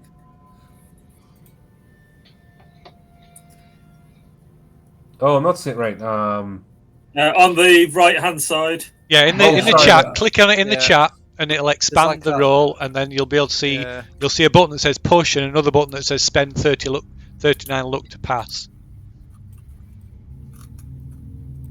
I tell you what, I'll even help you with it. I'm not. Yeah, no. we're not there. We're not there. Yeah. So yeah. Alright. Oh, sorry. No, it's not. So on the chat. right hand side. In the chat, where your roll is, you just Yes. click on the roll. There's like a little spider above Yeah, the number. click on the spider. Oh, sorry. I had to scroll up. I was wondering what was happening there. Ah, right, Apologies, yeah. No. And it'll Okay, so I'm expand going it. to push the roll. Let's see what happens. Okay. Doink. Do it. Oh, so you can't spend luck on a push roll, so that's a fail. So you're looking around, poking around one of the rooms, and suddenly say, "Excuse me, sir, you're not allowed to be down here. These are private. These are private rooms." Oh, frightfully sorry. I went to the bathroom, got turned around, but I just noticed I didn't That was realize. classic. You can give me a fast talk. Right. Watch as he fails the fast talk. I've got a pass one. Oh, Jesus. Yeah. Not at 5%. Right, Cannon's that guilty. I know he's guilty, and I'm gonna find out that he's guilty. So yeah, the doorman that's found you, he kind of grabs your arm and says, "Look, sir, you're not meant to be down here. We don't want to draw any more attention to ourselves, do we?"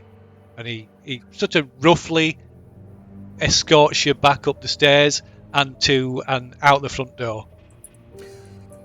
Right then. So Yeah. so the rest of you probably catch sight of Dr Highsmith being frog marched out the door, which does draw the attention of most of the patrons. Apologies for that, but it seems the doctors had too many sandwiches without a crust. So at this point, Yeah. Mr. Tennant comes over and says, I did say that I expected some level of discretion. I think it's time you left, gentlemen.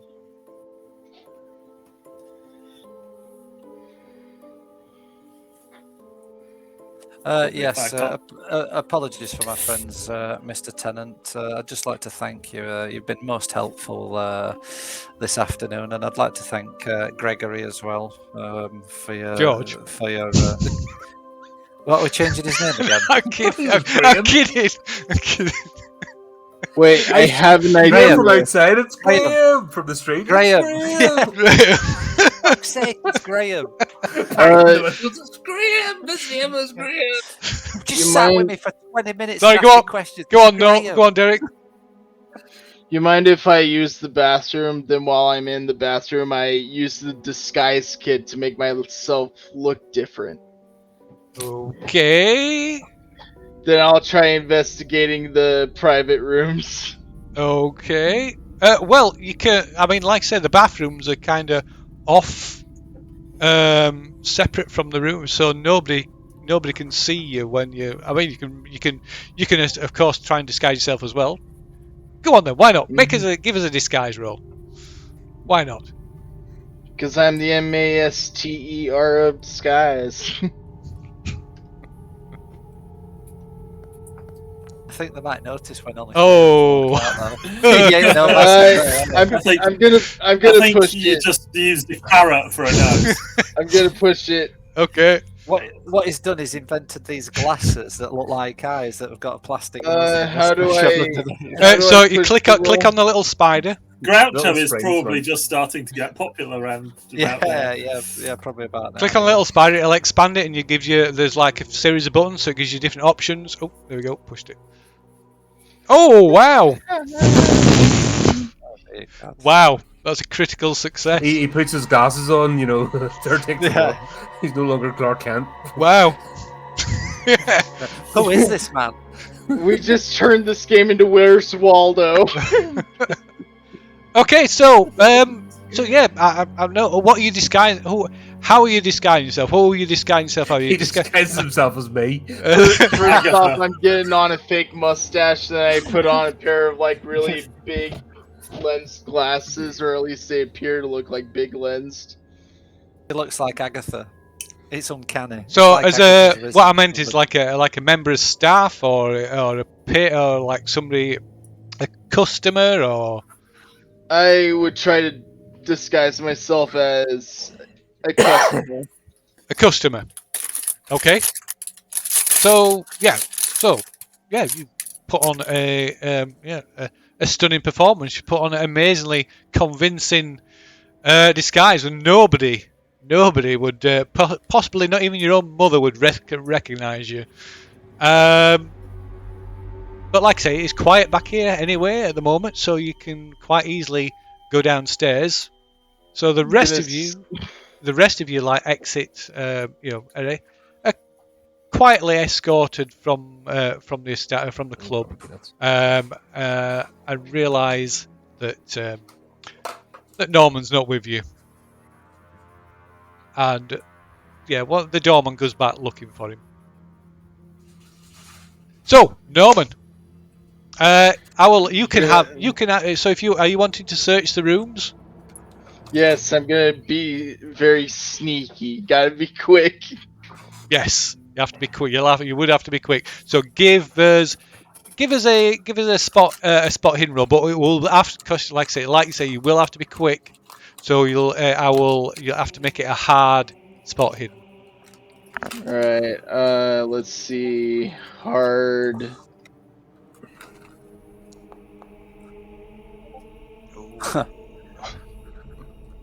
So again, you can click on that and expand it, and you've got the options of spending luck or pushing it.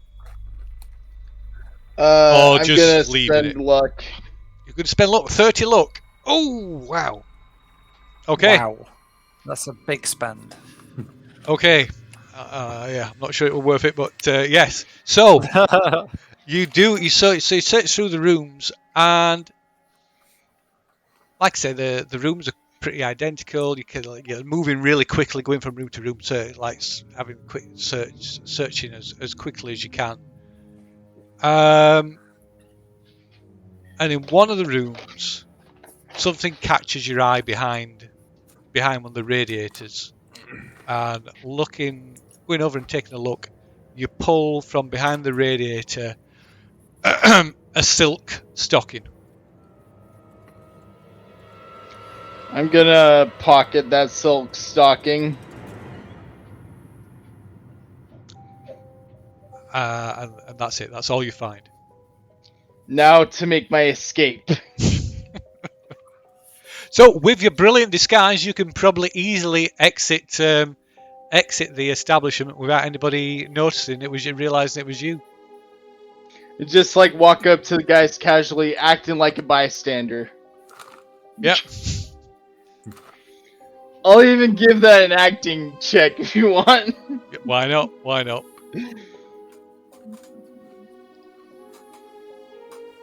Regular, or would you say a bonus die because of the disguise? Oh yeah. Bonus dice because of the disguise. Yeah, I would say that's fair.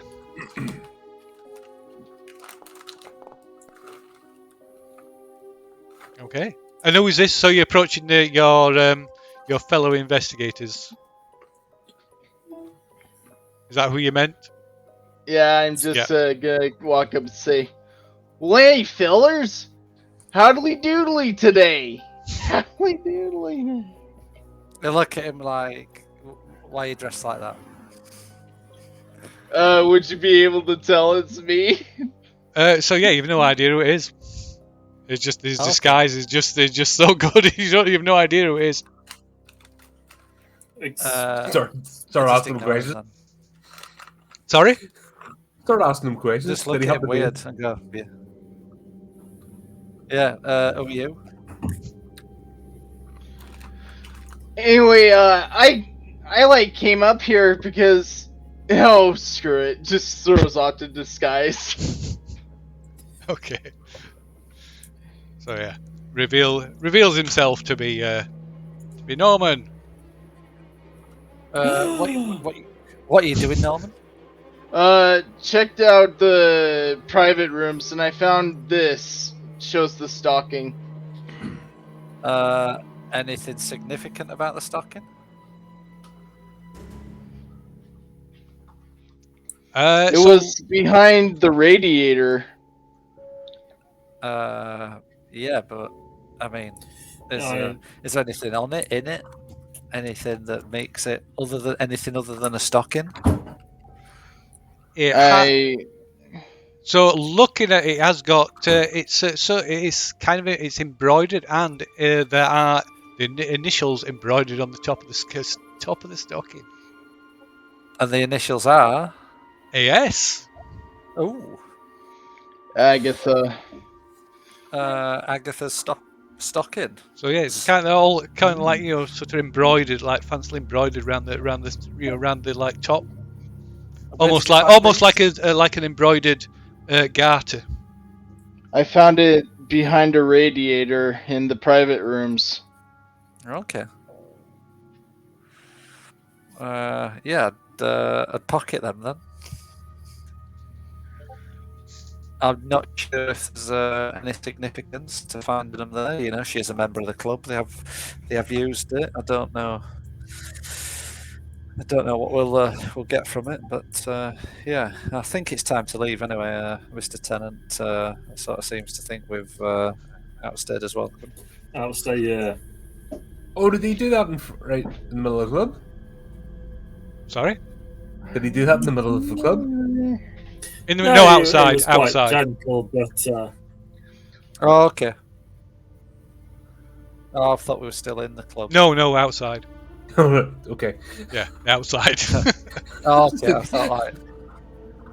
Okay. Fair enough. So, what time? How long have we been there? So I would say you've two. probably been in there going on a couple of hours, probably close to a couple of hours. So let's see, time's probably time advance. Where's the? There we go. So yeah, it's It's already getting on, so it's dark. By the time you go outside, it's dark. Street lights are on. Gas lights. Do you suggest we go back to the coroner's, see if he's finished that report? Yeah, and then we can ponder these friends and brilliant Chan. Yeah, brilliant Chan. Yeah, Brilliant I don't Chan. think going to the It's a I love that name. I think it's brilliant. It's a brilliant name. Brilliant Chan. Brilliant Chan. Yeah. Yeah. Yeah. So yeah, we'll head back to the mortuary. Okay.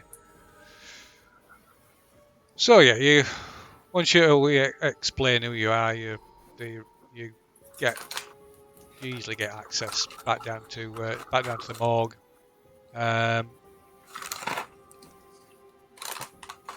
And the examiner looks like he's just finishing up. He's like you can see the body. What you presume is Agatha's body is like pushed to one side. There's a sheet covering it up, and he's just finishing filling out some paperwork, eating a sandwich, as these coroners tend to do. Hi, Reg. I've finished up just a while ago. It's interesting. Yeah, what's your thoughts then? Well, there's no so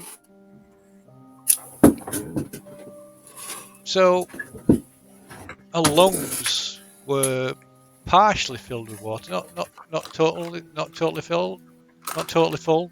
So she. So you're not thinking she drowned then? No, she was dead before she went in the water. Any other signs of trauma on her, bruising, any marks or anything like that? Right. So he walks over. Ligature marks. He walks over to the body and pulls back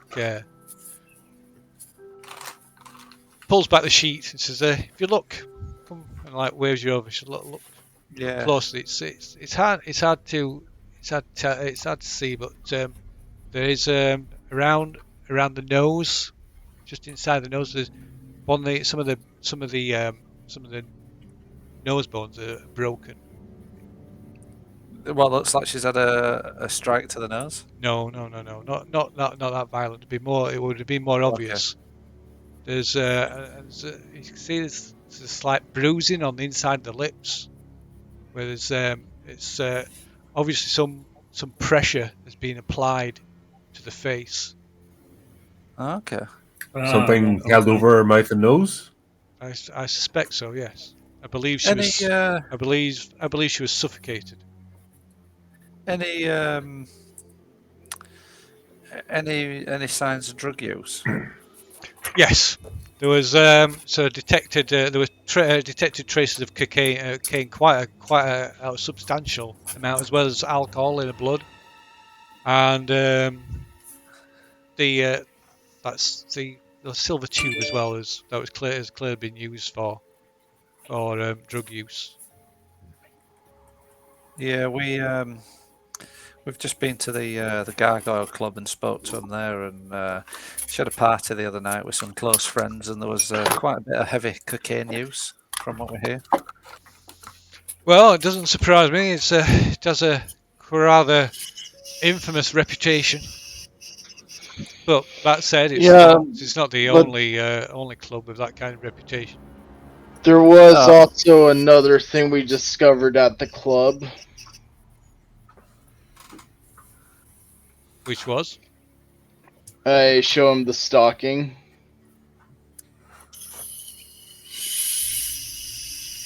This was found in the private rooms behind a radiator.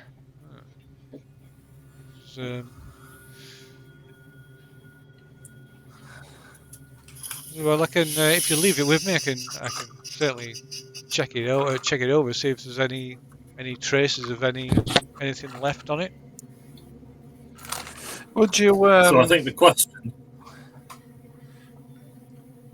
Go on, Sorry, Gerald. carry on.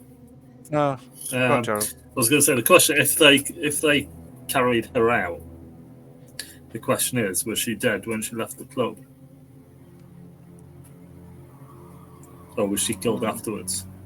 That does present the question. I don't. Yeah. Well, we can give the coroner, the mortician, the time. Yeah, I don't suppose you... have you got a time of death for her? An estimate time of death? Ooh, that's a good question. Just because she was seen sort of leaving the club around 2 a.m, suspected to be drunk and carried out by friends.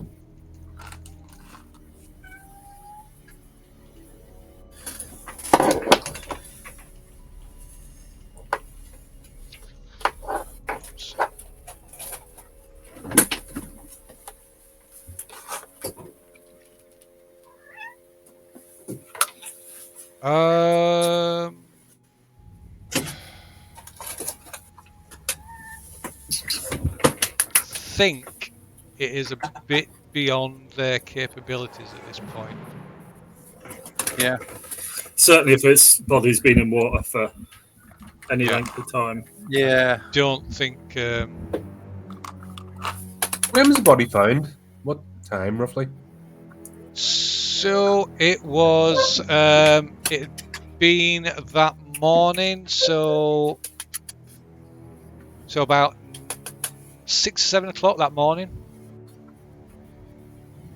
Seems a little bit too coincidental. So 5 hours roughly then, if it was sort of 6, Yeah. 7 o'clock. So we're looking at a 5-hour window between leaving club and being found in the.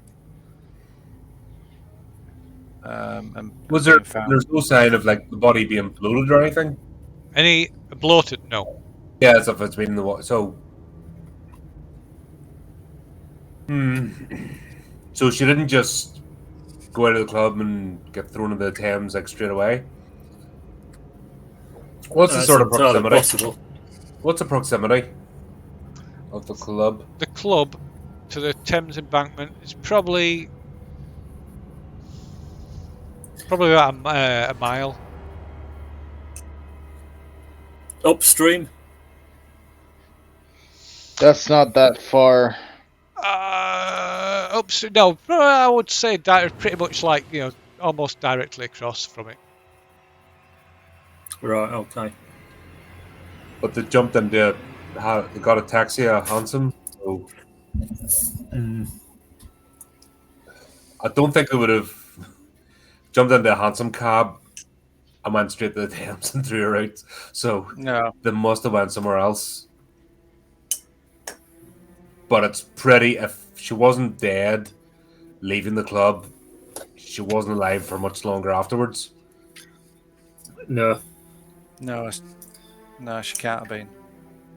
So wherever she headed to was the place of her demise, after.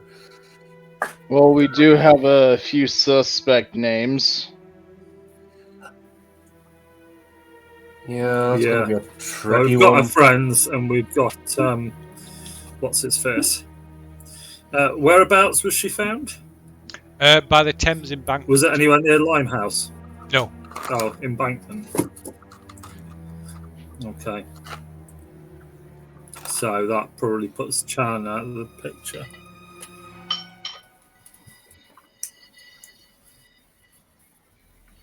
Yeah. So, like say, coroner says, it's like its cause of death was suffocation. Something was like oppressed. Yeah. Forcefully pressed against the face, suffocating it. But enough force to actually break her nose, so yeah. It wasn't an overdose then, we're looking at murder. Yeah. It looks that way. Yeah, so she hasn't overdosed and fallen in. She's went somewhere. Yeah, she's been killed and thrown in. Yeah, she's been, Oh, the friends were all in on it, and she was killed in the club, and they carried her out. Yeah. And But she then was why would naked they as well. kill- The only thing she had on was a coat.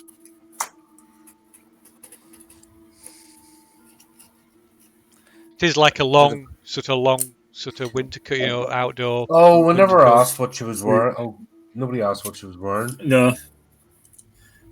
But she clearly didn't have her stockings when she left the club, which is why I was thinking as she'd been killed while she was there. It does appear she may have been killed in the club. But the It's, stockings weren't 50. ripped or anything, though. It's probably a 50-50. I think we need to have a chat with her friends, unleash some crack private investigators to find out who they are and where they live. We might have to hire somebody. Yeah. What about the detective? Well, you got me. You know I'm a master of disguise. What, James Hardcastle from the? Yeah, so they, at the minute they're just, all they had is a body. They're not They had no missing persons. They were looking for anything like that. But at the minute, obviously, that's probably going to change when they see the coroner's report.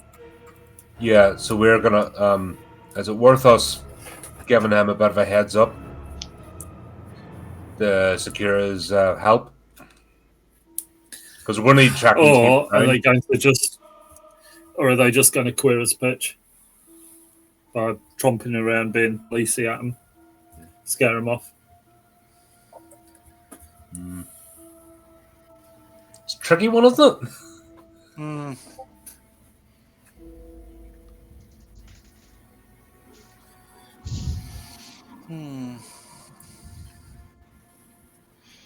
Well, for the meantime, we should find out what the report is on the stalking.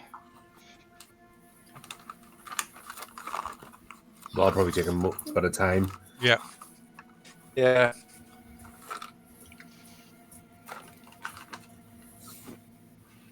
I don't fancy going to the drug dealer straight away. I don't think that will end well, especially at night time. No.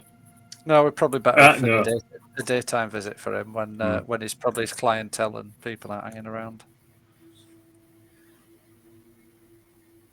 And that's quite a long way downstream, is Limehouse. So I don't know that he's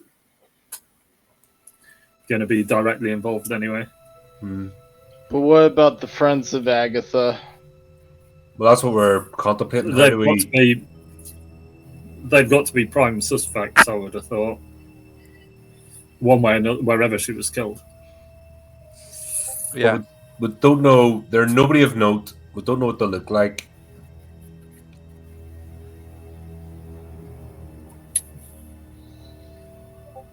But You got- they sound like posh people. We've got their names. Yeah, so you got 5 names. Mm-hmm. What about one of the other clubs in the dairy? Let's see if they've signed in before. If we can get if we can narrow down, at least get an idea on one, we can even follow them without approaching them directly. We should be. Somebody like Jeremy Taunton Smythe. That's not exactly a common name. No. No, I won't say it. Yeah, We should. No, be, is that I Adam- think Adam- we Or should be able Staunton to Jones, you know, track it's not. Adam Staunton down- Yeah, Jones. we should. To me, we that's should why be I was able to asking track if there them were, down. there are 2 names that would stick out. So Yeah, they should be fairly easy to track down. I would have thought with any sort of competent private investigator.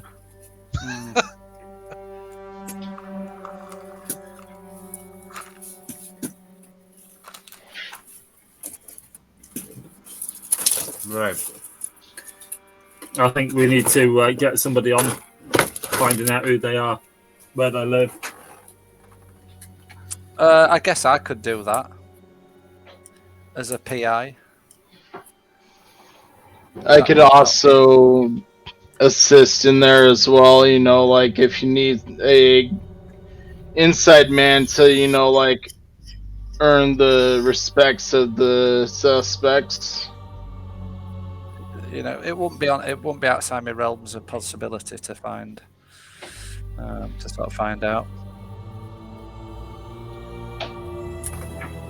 Yeah, I think that's probably the next step. Yeah. Find it, because then with our crack psychologist as well to tell whether they Yeah, you might have know to get one anything of them. about. Yeah, because you've only got me Do at the they- moment. Do they know that? Yeah. Yeah, Do they? Well, at the minute, nobody knows that she's dead. Apart we from can ask whoever killed Charles her. to find us one. She's disappeared. Yeah, but nobody yeah. actually. Her death hasn't been announced. I think we ought to. To be honest, it's probably possibly worth asking the police to keep the announcement Keep it under quiet. wraps anyway. Mm. Well, that's what I was wondering. Was it worth approaching Hardcastle Mm. and then show them about it? You know, Give us a here's bit what we of found time. out. Give them a I bit. mean, Then we could approach. Yeah, because we Yeah. could approach Hardcastle, and he could do the legwork for us, and actually also- finding. keep it out of the limelight to give us a chance. Yeah, but he could find us these people and get us some addresses. Yeah. If he's willing to share, anyway. Well, I mean, I can speak to him. I sort of know him anyway. Yeah. And then we're bringing them Speak to something. him, like, We've if done we- some investigation as If well. we help you, will you help us? Mm. Everybody's speak- wanting to catch you, done it. Yeah, Yeah, I'll the goals speak are to- aligned. Yeah. Have a word with him. I'll Wait, speak to Hardcastle wait! and- I got it. What if I disguise myself as Agatha? That would have to be a cracking role. That would have to be like the role that you pulled off just a moment ago. Yeah, that would be some role.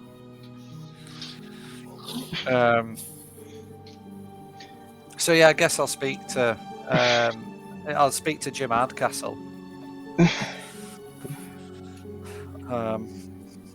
He'd be at the station, I presume. Possibly, if he's still on shift. So why you stood there like you notice what's it? The small street kid comes up. Penny for the guy, Governor. Sure.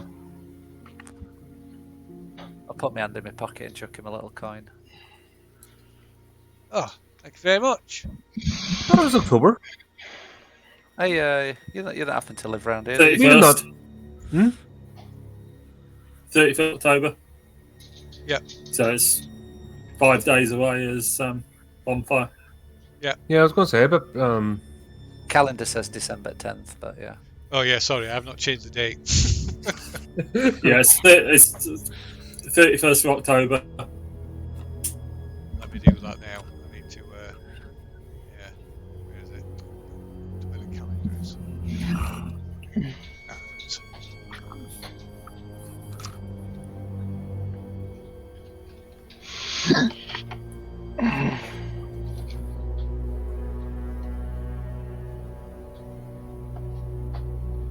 yeah, guys, we're heading to the police station. Yeah. Well, there's probably no point all of us heading to the police station. I might head back to the shop.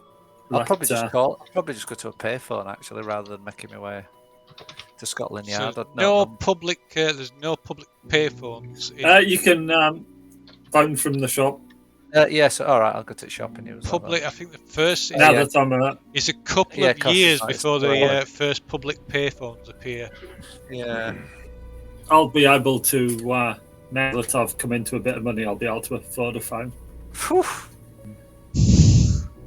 All right. Show Sick. off. Right. All these gold-plated bookshelves. Yeah. I've got a Yeah. phone, don't you know? Is that what I don't actually call it. I want to just dial numbers. Hello, who's there? Doesn't matter. Goodbye.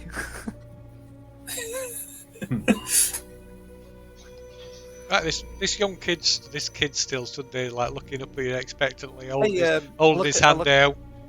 I hold a coin out for him and I say, "Hey, you can have this if you've got any information. Do you live round here?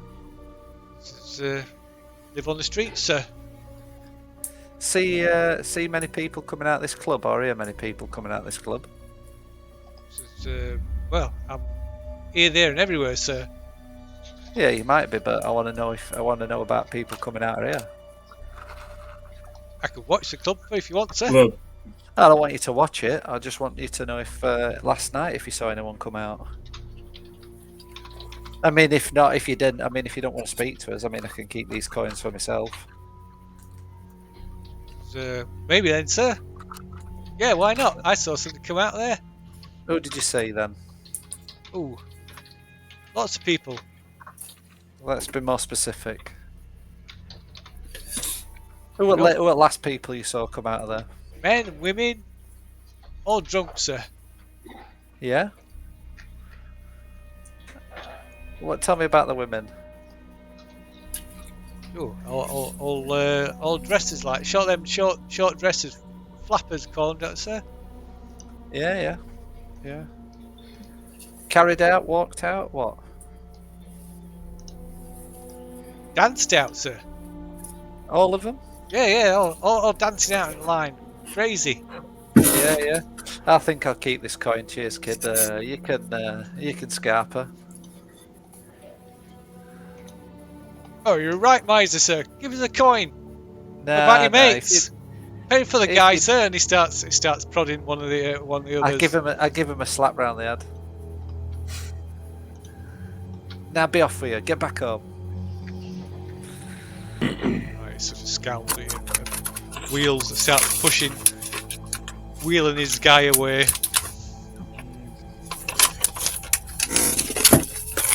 He's lucky because Knuckle Duster were coming out. It's 1920s. Tough love. Be useful or get a face. Yeah. I reckon head back to the shop. Yeah. Phone your policeman, mate. See if we can track down the guys. Yeah. Yep, there's not really much else because we don't want to go wandering about, especially at Well, night time. gang, we got another mystery on our hands. Yeah. What time is it? It's coming up to 6 o'clock in the evening. Like I say, it's dark. It's dark by now. Pitch black. Yeah. Okay. Yeah. Have a tea of slightly old sandwiches now. They've been in my pocket a while. Yeah. I didn't get the take on me. What kind of role would it take for me to disguise myself as Agatha? Just out of curiosity. I would say that would have to be a critical Extreme. success. Yeah. Yeah. That's understandable. So Unless you're particularly short. So you're all heading back to Black Books then, are you? Yeah. Yeah. Okay. So you get back to your store. I forget which part of London it's in, but yeah, hail a cab and take you back to Gerald's bookshop. It's been your base of operations since for the past few months. Push open the door, and there's the day's mail, the day's pile of bills, and today's papers, and the pile of pointless periodicals that you subscribe to. I'll check the mail, make sure there's nothing particularly interesting. I'll make the call. See if he's on duty. It's probably not now. He's probably gone off duty. Okay. What's anybody else doing anything else? Put kettle on someone. Wouldn't be. We don't have telephone directories. No, you just phone the operator. Yeah. using the phone. No, how do I... No, there's not really much else we can do at the moment until we get a bead on one of these individuals. Yeah. We're a little bit in the dark.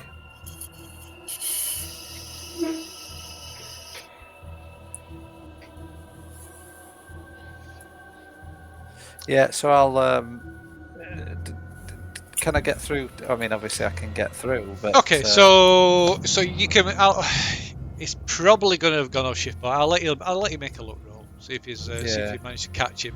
So yeah, you get dial the operator, get put through to the desk at the police, and they put you through to the light department.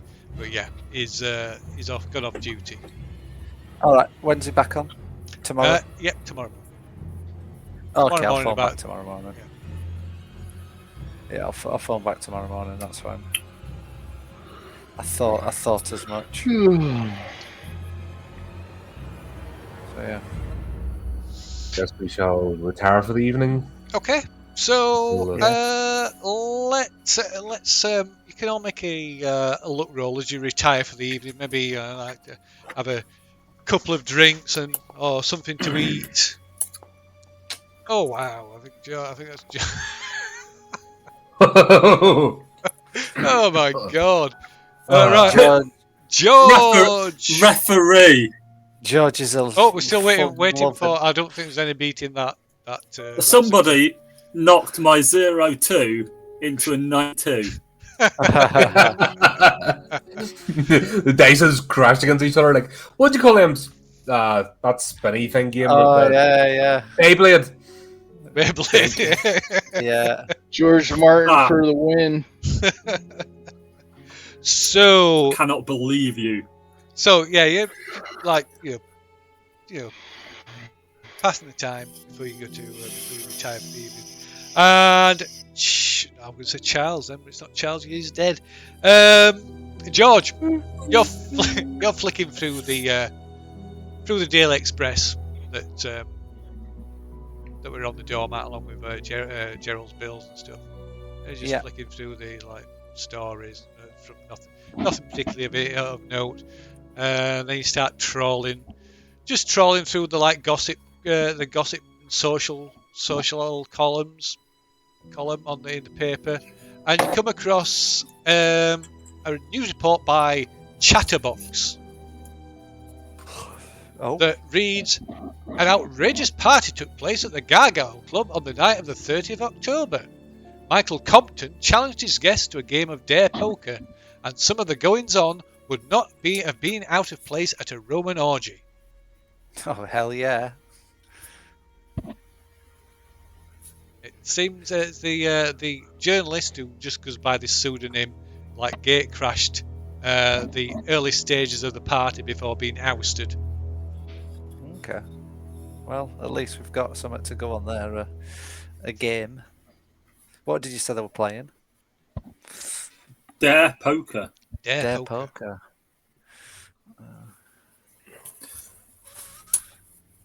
Interesting.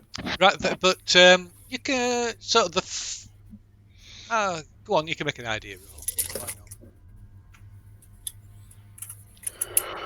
Why not? Go on. Go for it. What's that idea roll? Yeah, it's just for George. This because he was reading the paper. But idea roll is intelligence for future reference. Yeah, that's it. But it's just for George. Just I would ask. Yeah. Anyway. Okay, so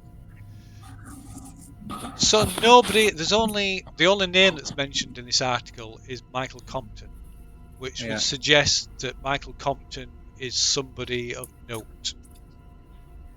Yeah.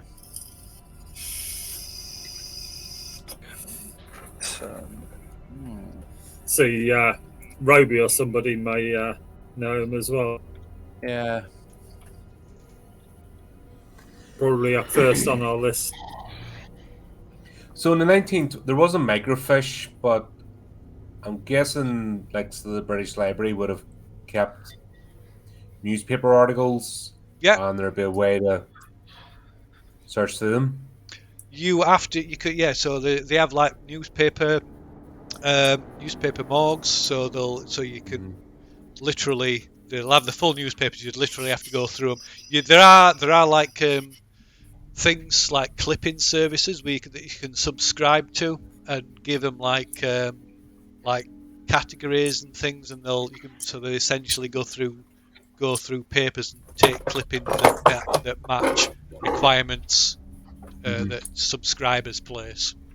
But yeah, the libraries and the newspaper offices themselves will have like morgues, back issues of newspapers that go back a fair while. Right, so this would be one for the morning then. Another one for tomorrow. Yeah.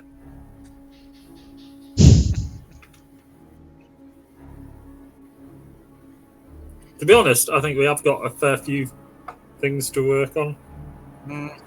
Yeah. Yeah. So basically, left with go to the newspapers, get a private investigator, speak to the detective, find out where these people are. Yeah. Get some addresses and the drug dealer. I would leave maybe the drug dealer as a last resort. Oh yeah, that might be a red herring as well. We can still speak. I can beat him up. So